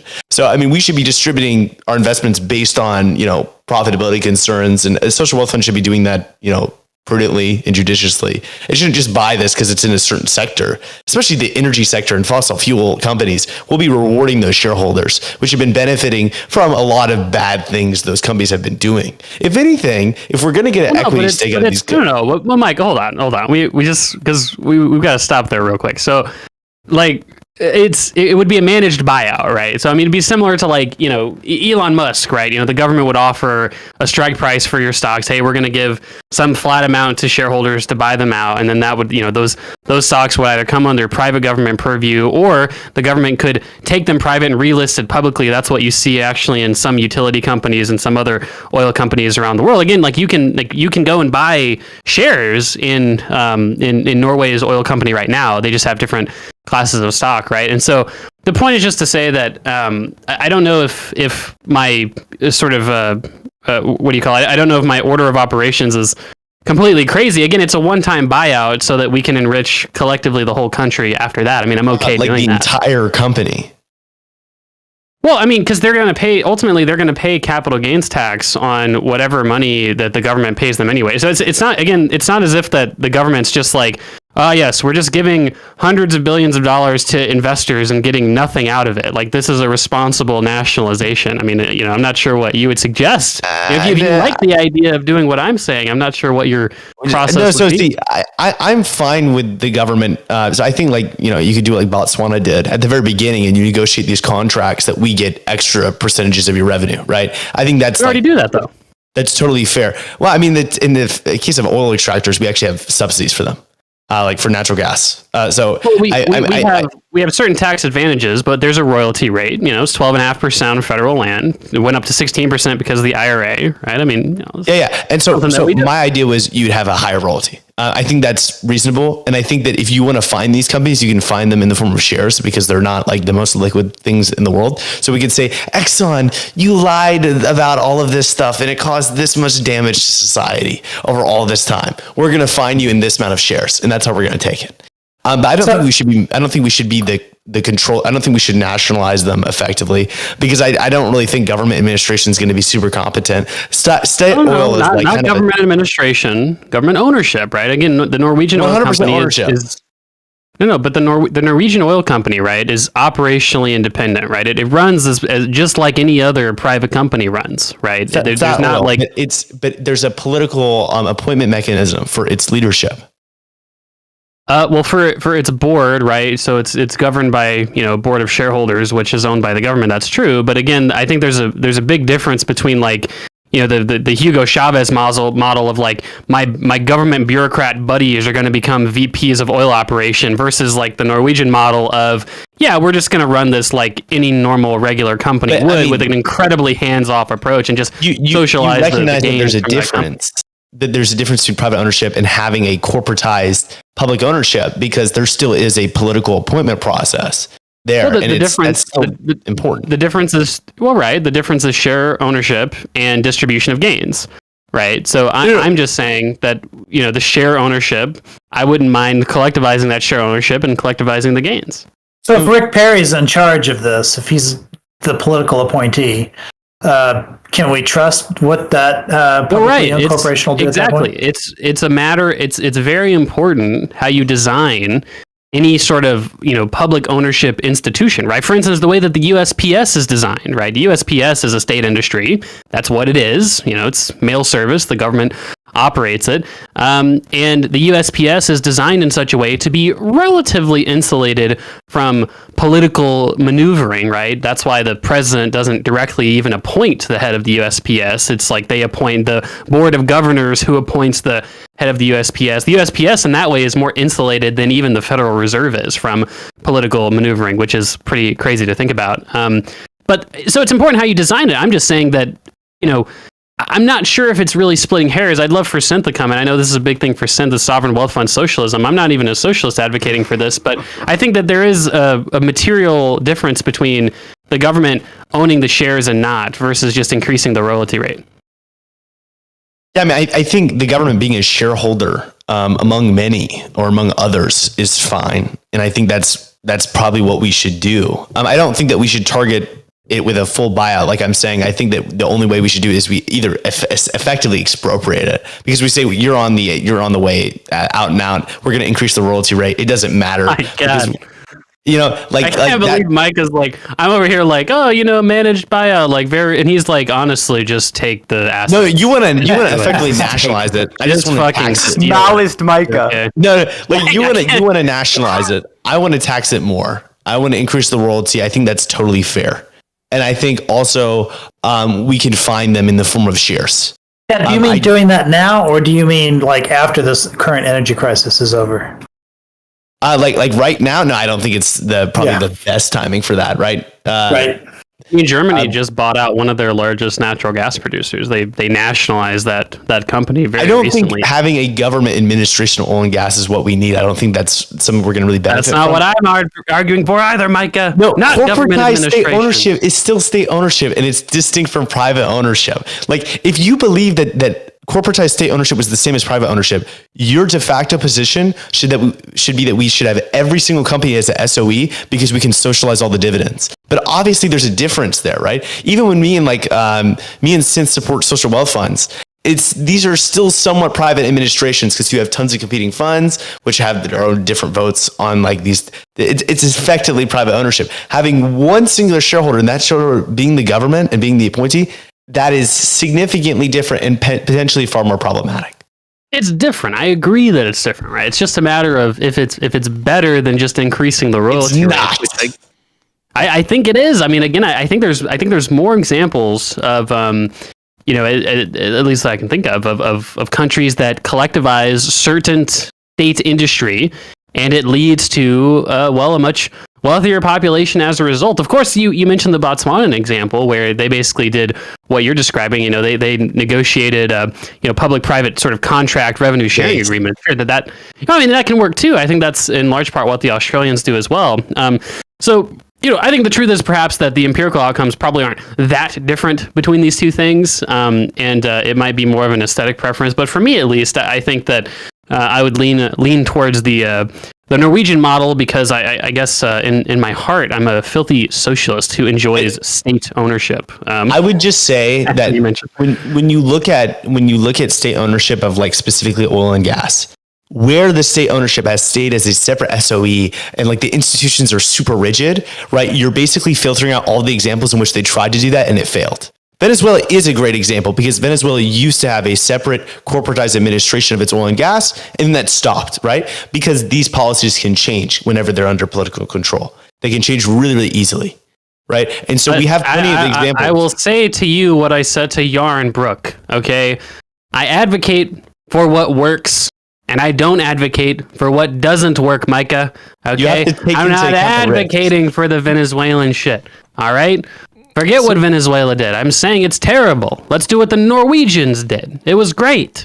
But to do what the Norwegians did, don't you need to have a system that's, like the level of corruption in Norway is considerably lower than it is in Venezuela. So if you tried to do something like what Norway did in Venezuela or even in America, isn't there like a risk of it being co-opted by people? Like the example you gave about the USPS. Yes, it takes time to sort of stack the board of governors, but eventually we got DeJoy anyway.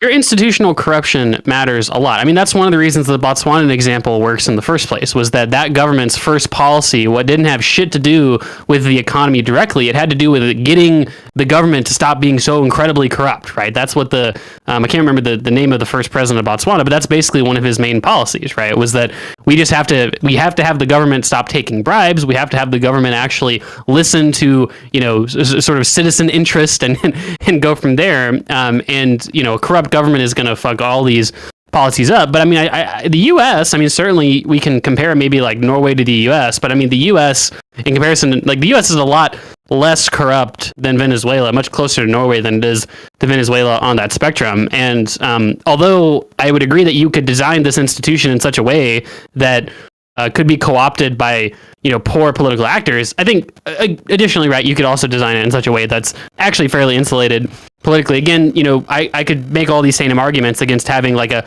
quote unquote politically independent Federal Reserve, right? It's like, well, we came up with that institution. Eventually, we're able to have a politically independent central bank across many developed countries. And I don't think it's too different from the way that we do it currently. And again, similar to Norway, the state-owned ownership in the oil company is but part of their sort of government ownership of equity across within that country and external to that country. So, just managing it as any sort of investment institutional investor would, which is, generally with a fairly hands-off approach, I think is a model that's reasonably able to be emulated, especially in such an institutionally strong developed country such as the United States is.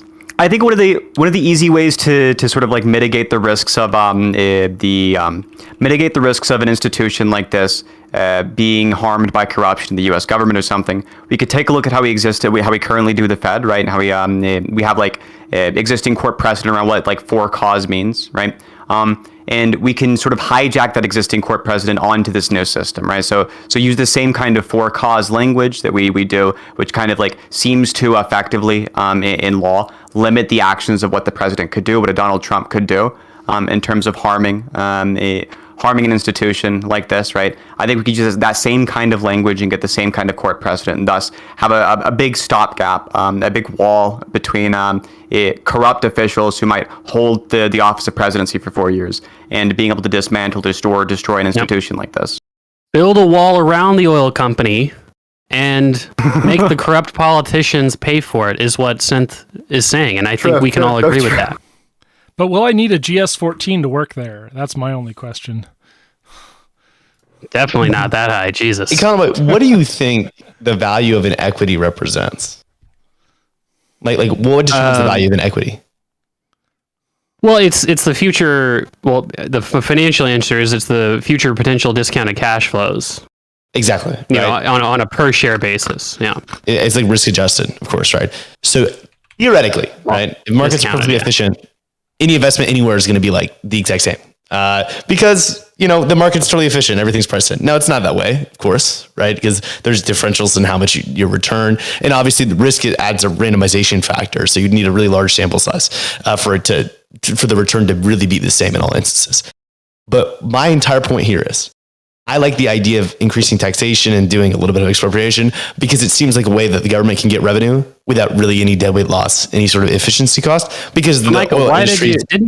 Didn't you say if we build more nuclear, you'd want equity? You want the government to get equity stakes in those ventures? What's the difference? Yeah, because we give capital grants for that because of that. It's like a market failure. People are too risk adverse if that's a problem, right? Well, but the first phase of the Norwegian model is subsidizing CapEx and then collectivizing those gains from there, right? I mean, if that was like the origin of the state ownership of. I'm getting to the point. Well, okay, just to split this in half, why would you require basically a really good discount rate for things that have a social benefit? And maybe that's the difference here, is that, yes, the government's going to subsidize investment in these things that we find beneficial because they produce the outcome we collectively want. Yeah. There's a positive externality. But I'm going to get to my point. I want the government to get revenue.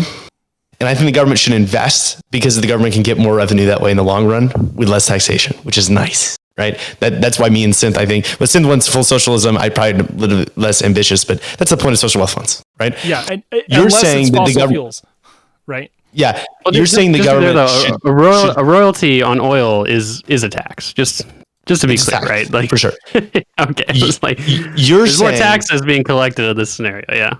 You're saying I'm saying because there's very little deadweight loss from that because the oil industry, it's all fixed. We're not trying to be expanding supply, but you're saying that we should target the entire like natural gas industry and we should buy them out entirely.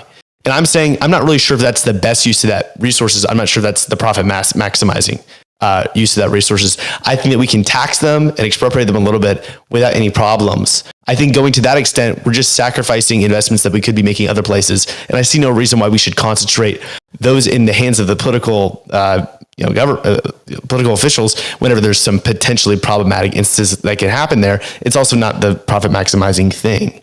Okay, so but Micah, to the extent that this is a tax solution and it's going to have sort of an impact on supply, and you just said that probably now is not the best time to do it because of the situation that we're in Europe.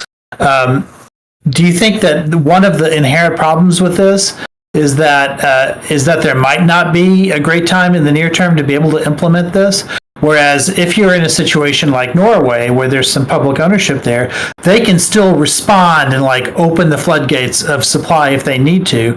But if we have a high tax rate, like what would be the solution? Like a tax holiday for situations like this, where we can sort of maximize our energy outputs when they're temporarily needed, like in a situation that is facing NATO right now. I tell you this, in the policy debate topic for this country for the next year in high school is NATO, and one of the big questions with NATO is energy security in NATO. So we're going to be debating this academically in the schools for the next 10 months. And one of the things that we're all sort of hemming and hawing about is what are the best mechanisms that are responding to this without sort of losing all the progress that we've made in terms of emissions over the last decade. Ranting. So I would say there's multiple different things that we've been talking about here that make this topic confusing. I think make us reach different conclusions. One is government savings. We want the government to save and maximize its return. And that doesn't imply any specific sector being targeted. It implies diversified investments. And that's what I support. There's another thing that we can tap oil and gas for extra money. Why? Because oil and gas is on the way out in the long run. So supply doesn't need to expand. And so whenever we get to a point where we say, okay, oil and gas supply is only going to shrink over time, and we're fine with that, that's when we can start increasing royalties and stuff. We're not at that point right now, right? But I think we will be at that point sometime. The expropriation for lying of like countries like, companies like ExxonMobil, like those are just fines, right? And we can do them anytime because they're just behaviorally based, right? So that can happen anytime. So Ty, the assumption, I'm not saying this is an assumption on panel here, but the assumption I keep hearing about NATO is that they just have to get past this winter and then everything's hunky-dory. We can go back to our, decarbonization goals and not have to worry about energy after, say, March. But it seems to me as if this is like a much longer term problem. Like, it's not like Russian oil and gas is coming back online in a year. Isn't this a problem that we're going to be facing like winter after winter for a while at least? I think so. In the case of the EU, for sure. Yeah, so the long and the short here is that there's like three general conversations when it comes to green energy, and we're going to have to rehash an argument that I had with a lot of these fine gentlemen on the last panel that we had. When it comes to Europe, I'll just get them knocked out very quickly. The first thing is that their primary power source for Central and Eastern Europe is now gone. That was Russian natural gas. Due to that fact, they have to either build out a new supply chain, which is very unlikely, or they have to find an entire alternative source of energy. There's some options out there, but they're not good. As an example, some people have been talking about bringing fracking to Europe, largely retapping the Romanian fields and kind of building out from there. But that's 10 years that takes to do. So yeah, for me, there's no just easy fix here.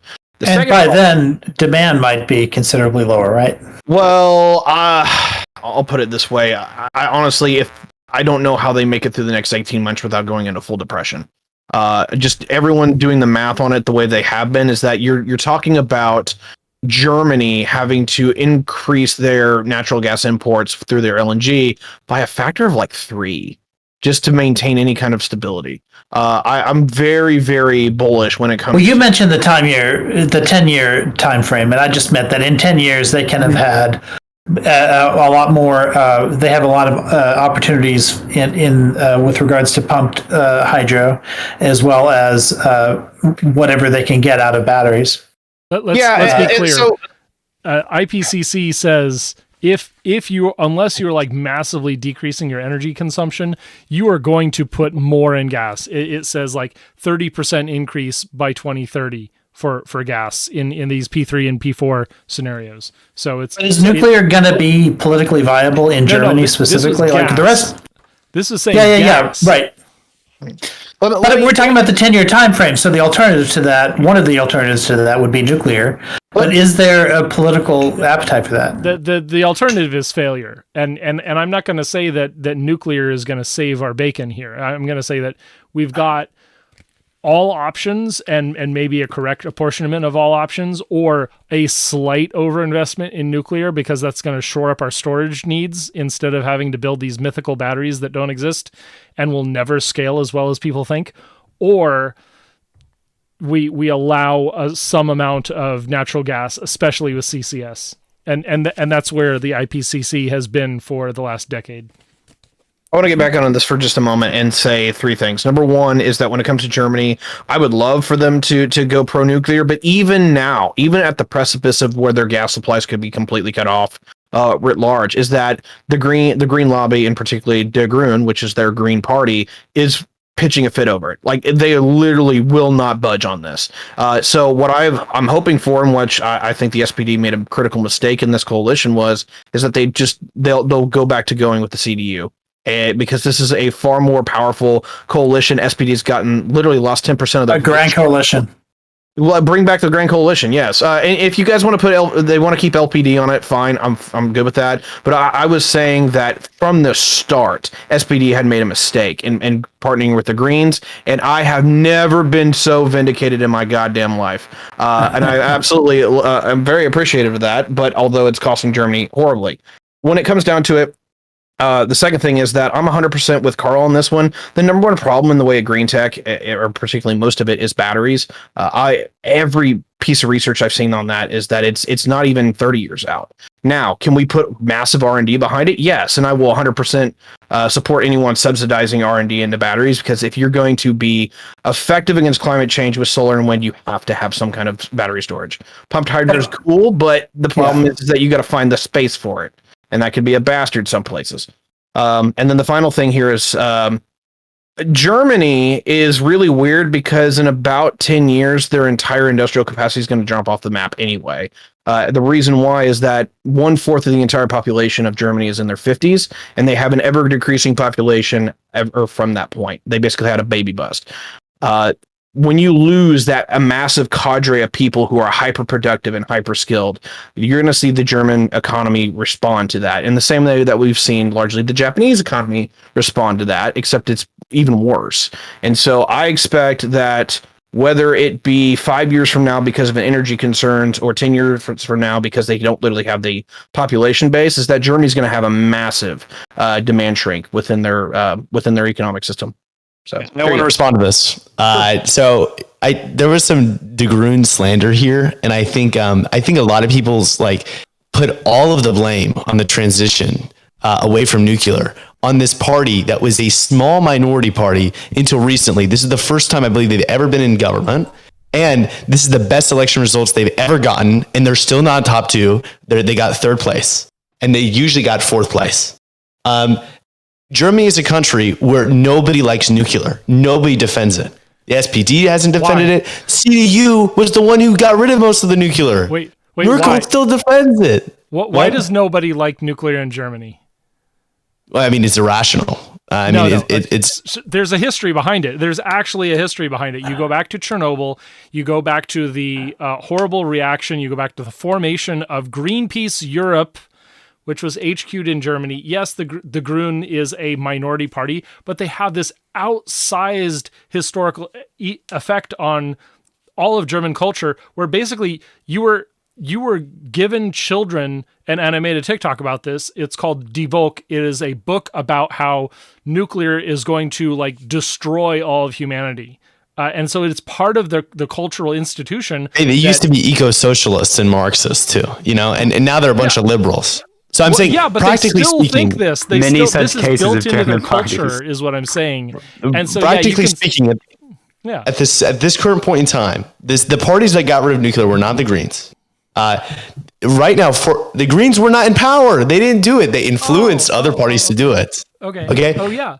The So CDU did it. So it was not the salesperson. It was the people who bought their shit.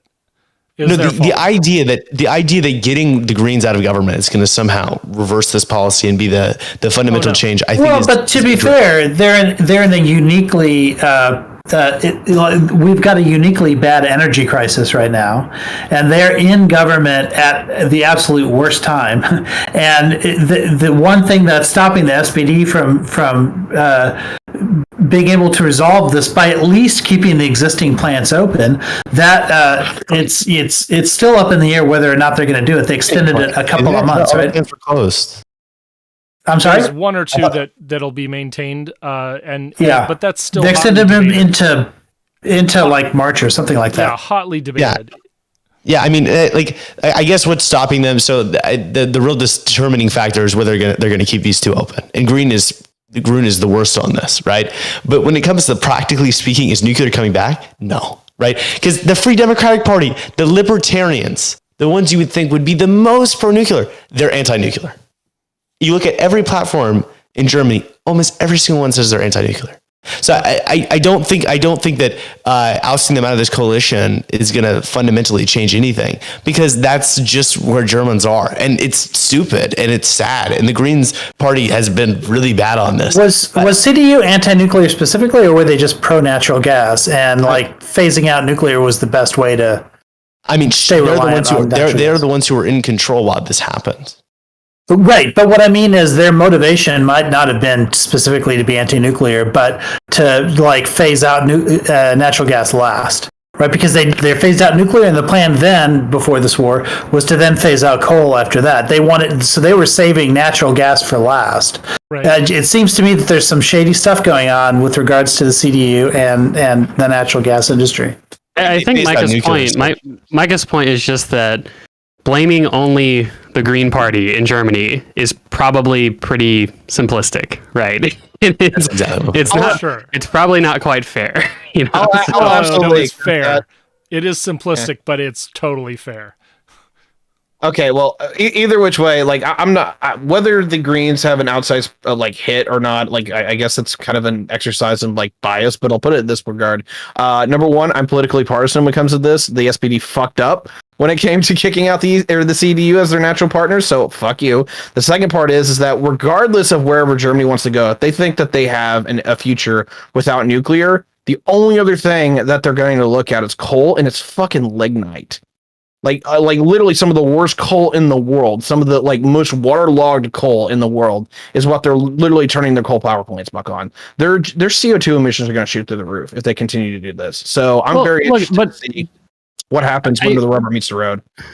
I think it's fair to criticize Germany for closing down their nuclear plants and all that kind of stuff, right? Obviously that's true, but at the same time, though, I don't think that they're installing a lot of renewables as well, right? So it's not incredibly stupidly one-dimensional, right? And so go ahead. Well, it's not, right? Because they are installing a shitload of renewables onto the grid. I mean, I saw a news report. It was like, what was it, like 3 gigawatts of solar capacity in the first 6 months of 2022, right?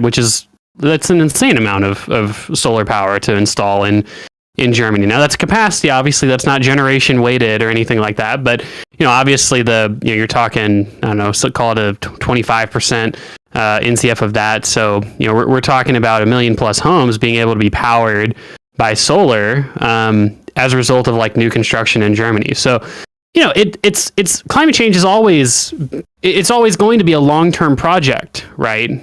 It's going to take at least a couple decades to really shore up the solvency of climate change if it does actually happen in the next couple decades in time for not to avoid the worst outcomes as many people are predicting. And so I think that one of the biggest problems with the overemphasis on nuclear, there was a column by Noah Smith, actually, and it was called something like nuclear or solar's happening, nuclear's mostly not. And I think that it kind of encompasses my view, which is just that, look, nuclear is just, it's like, guys, it's just not going to happen. Okay, it's not going to happen. We got to focus on other shit at some point, right? I think that Biden did the right thing by trying to keep the current existing plants alive as as Soy Adel actually agreed, that's the best thing economically you can do anyway.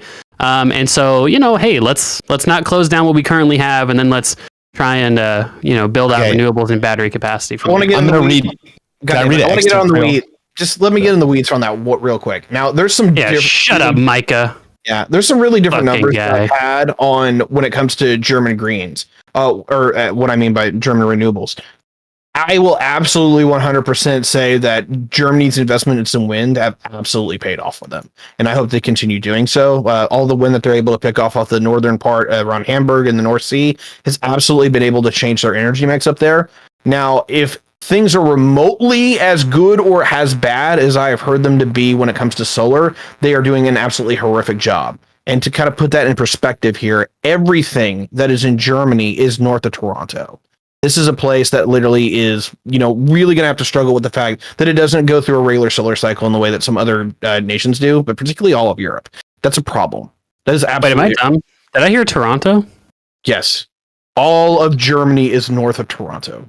Take out a globe. Oh, I thought I was like, is there a Toronto, Germany? What is he talking about? No, just like as far as actually like the latitude. Yeah, in terms of the globe. Okay, I was like, what? There's a fucking Toronto, Germany? Yeah, like all of Russia's north of Chicago. But anyway, like the real kicker here is that if you're talking about having a good energy mix during the summer, it makes a lot of sense to have solar in Germany. But during the winter, it's almost not viable. And I've got really good maps from the ECA that brings up the solar potential within Germany. It's pretty much negligible. Hell, even in the United States, solar is negligible outside of like Arizona and Nevada.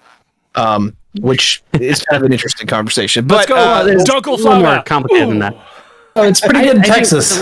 That's true. The whole Southwest obviously is better for solar, and it's also true that obviously in the winter, both because days are shorter depending on where you live, and then also the fact that there's just less sun in the winter means that you're going to capture less solar. So that's true. Again, the energy, you have to have a diverse energy mix, no matter pretty much no matter what. I mean, even like we reference like the Quebec energy mix. It's like it's like 95% hydropower, right? You can't quite get to 100% no matter what you are, because hydro doesn't ramp, right? So all these technologies have different sort of unique limitations. But again, that's it's just to say that I think Germany's investing in a broad swath of technologies, and it's unfortunate they closed down their nuclear power plant. But I mean, hey, the worst thing about that Noah Smith article, and I know because I respond to everything on Twitter basically, is that he makes the case for storage. He really makes an impassioned case like, oh, all of the problems of renewables are going to be wiped away from storage. But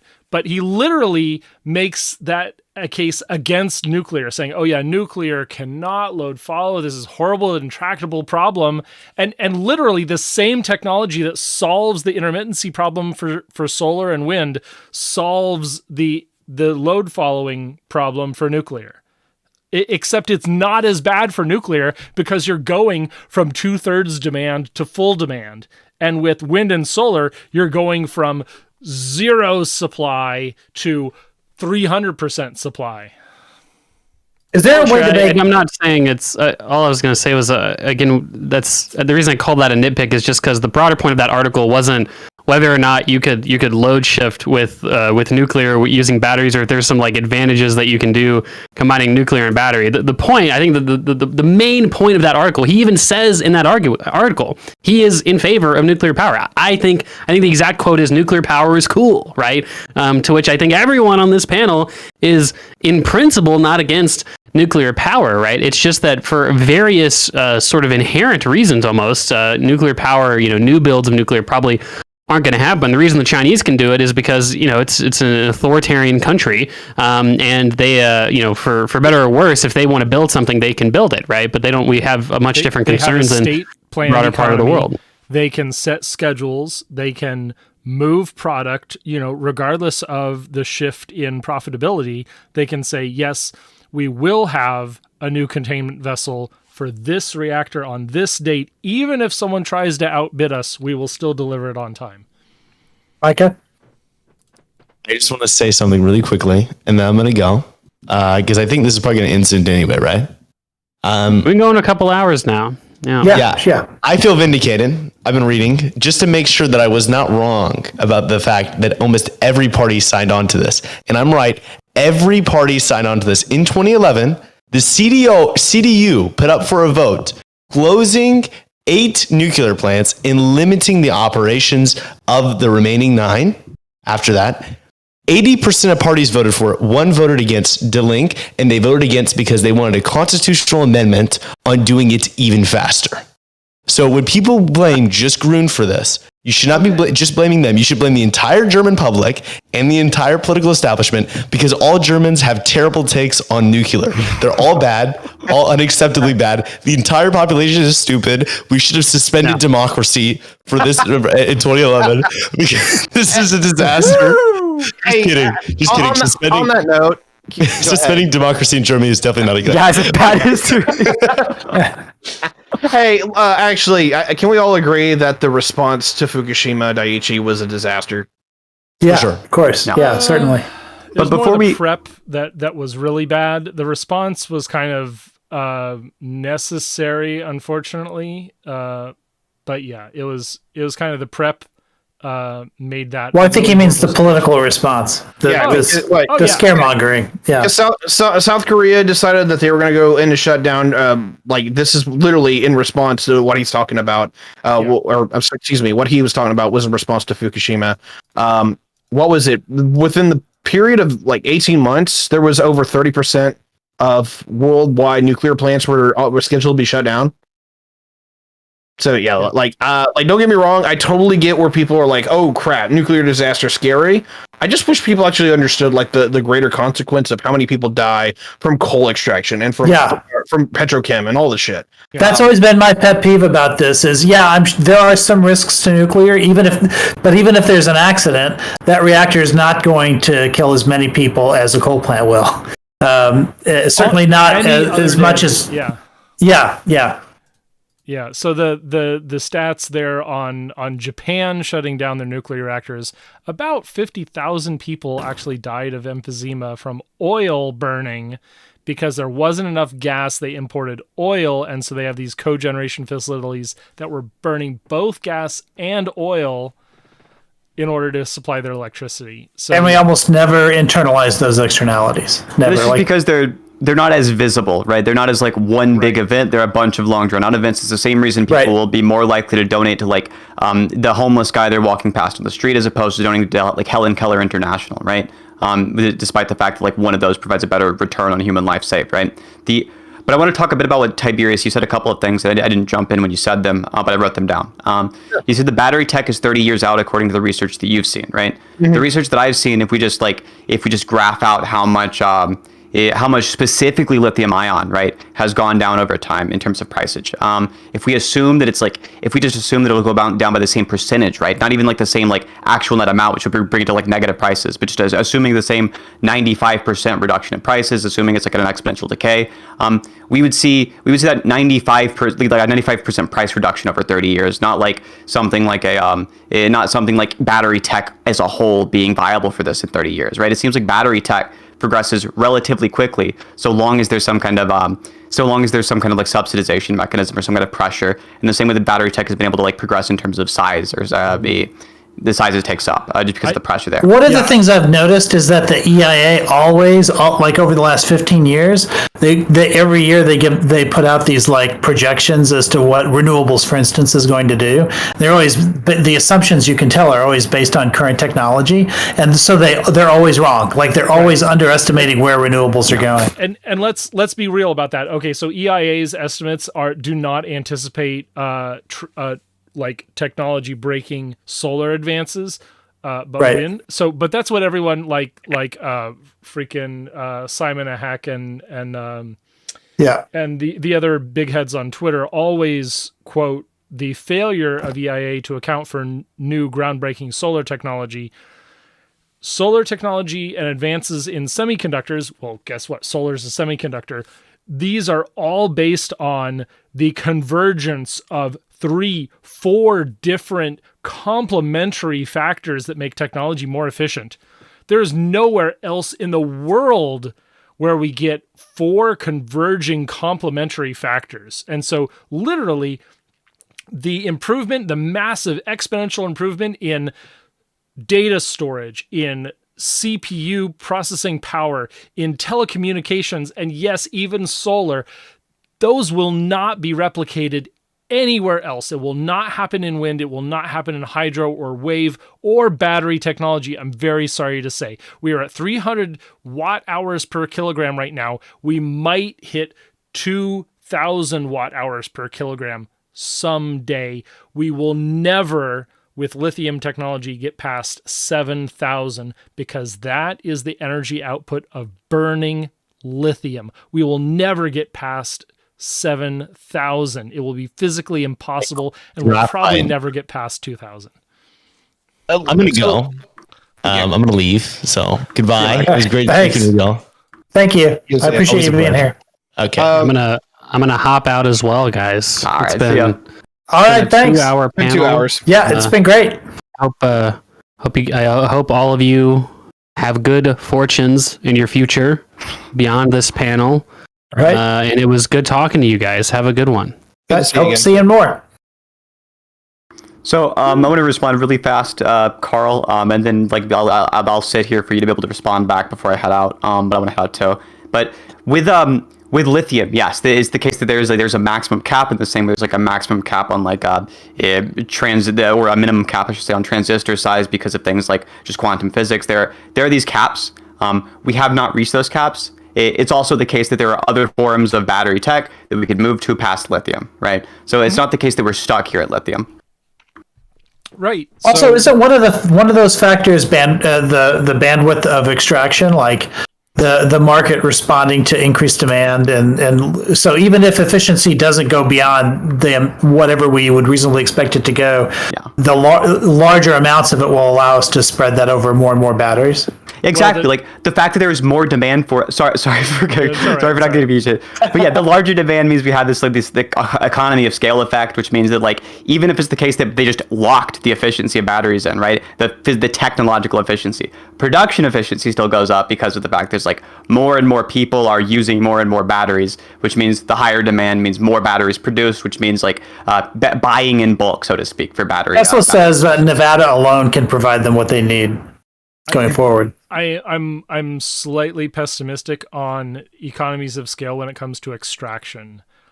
We know how to extract things. We've been doing it with coal really, really efficiently. I think that just like with fossil fuels, we are probably approaching our peak extraction efficiency. Maybe I'm wrong. Maybe there's like another 50 to 75% efficiency that we can get. Great. Okay, that's 1 or 2 orders of magnitude improvement. That's not enough to sustain exponential growth for decades.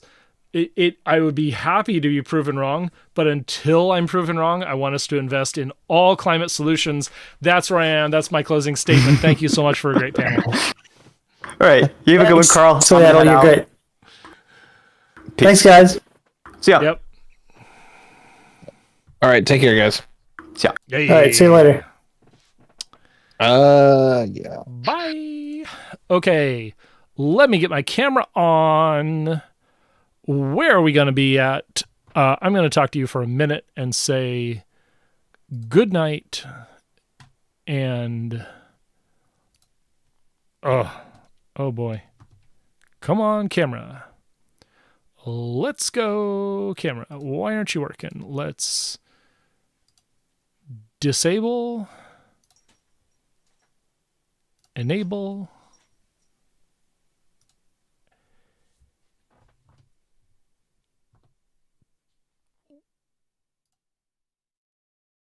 There we are. Thanks so much for hanging out. Thank you so much. I got a lot of followers from Econoboi's channel appearance. Wonderful. I was happy to see Econoboi involved. And we didn't get much pushback from that LCOE slam. So, yeah. Radioactive diamond batteries. Wonderful. Yes.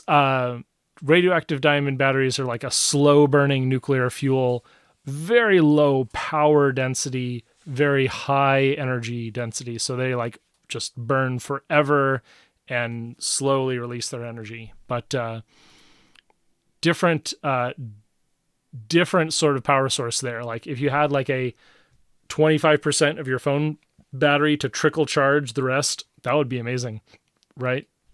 But yeah, it's one of those things. So here's what's going on.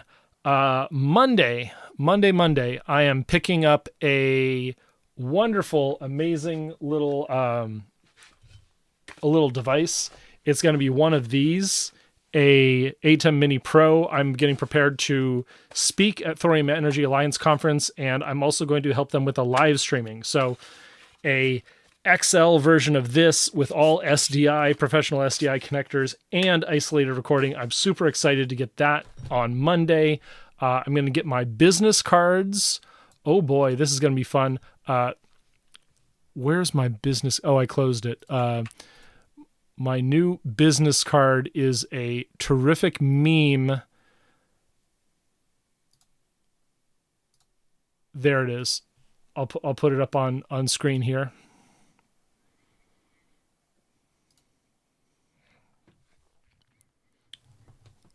So there it is, a Soyaddle.tv business card that I'm going to spread around TwitchCon. Yeah, I've got an LLC for my contracting stuff and the work that I'm doing right now. So yeah, I am a nice. Oh, ResearchGate, a Ragone plot, gravimetric and geometric. What's the gravity density and spatial density, or volumetric and gravimetric density that's it. Really good data there. Like as soon as you understand that, you're like, oh God, batteries are hopeful, but you got to be careful about pinning all your hopes on batteries. Right. So I'm getting ready for TwitchCon. I have another project called Progressive Victory that I gotta get to work on. I've got a stream on Monday as well for that. So we'll see you there. Yeah, millennial Zoomer business card. Yeah. Yee. What else? Oh man. And so yeah, so then I'm flying out Thursday for TwitchCon. Gonna be having a great time. I kind of didn't choose the perfect hotel, but a pretty good hotel option. And then a trip to Albuquerque, New Mexico for Thorium Energy Alliance conference. And I owe them my speech. I got to work on that tomorrow. Got to get that done. Got to get my slides done. I've got 40 minutes of content to produce. I'm pretty confident that I'll be able to do that, even if I'm ad-libbing a bit and stretching it out a bit. But love to share the news of what Seattle Friends of Fission has done, all of the great work that we're able to put together. Will the energy gained last longer than the energy required to make and maintain them? Woo! No, I'm going to fly. And taking the train is not super practical for me personally at this time. Unfortunately, I might do carbon offsets. I actually did carbon offsets for my last Thorium Energy Alliance conference, but I'm not super hopeful on the people doing carbon offsets right now. So unfortunately, I'm just going to chalk that up to I earned it. I have ridden my bike for like 5 years now, so you owe me one. I get to fly. That's my answer. No, these are super important opportunities, and I'm happy to go speak at Thorium Energy Alliance conference and bring that to all the people that won't be flying there. How about that? So, yeah, it'll be a great time. Let's find someone to raid. Thanks so much again for hanging out. I see Dylan Burns. He's big. He doesn't need my help. Let's go to Gappy V. Gappy V definitely needs a raid. He's a bud.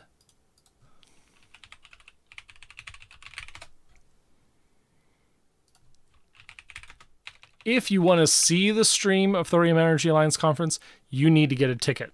That's what I need to tell you right now. Get a ticket to Thorium Energy Alliance Conference.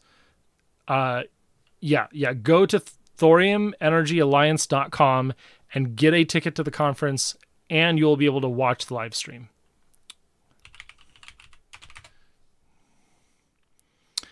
So, thank you all for hanging out. And as always, check out Gordon McDowell on YouTube for the proceedings. The official proceedings of Thorium Energy Alliance this year will eventually make it up on Gordon's YouTube channel. And Gordon's the man when it comes to editing these. He condenses everything way down. It's super good. So thanks so much, and enjoy the rest of your evening, people.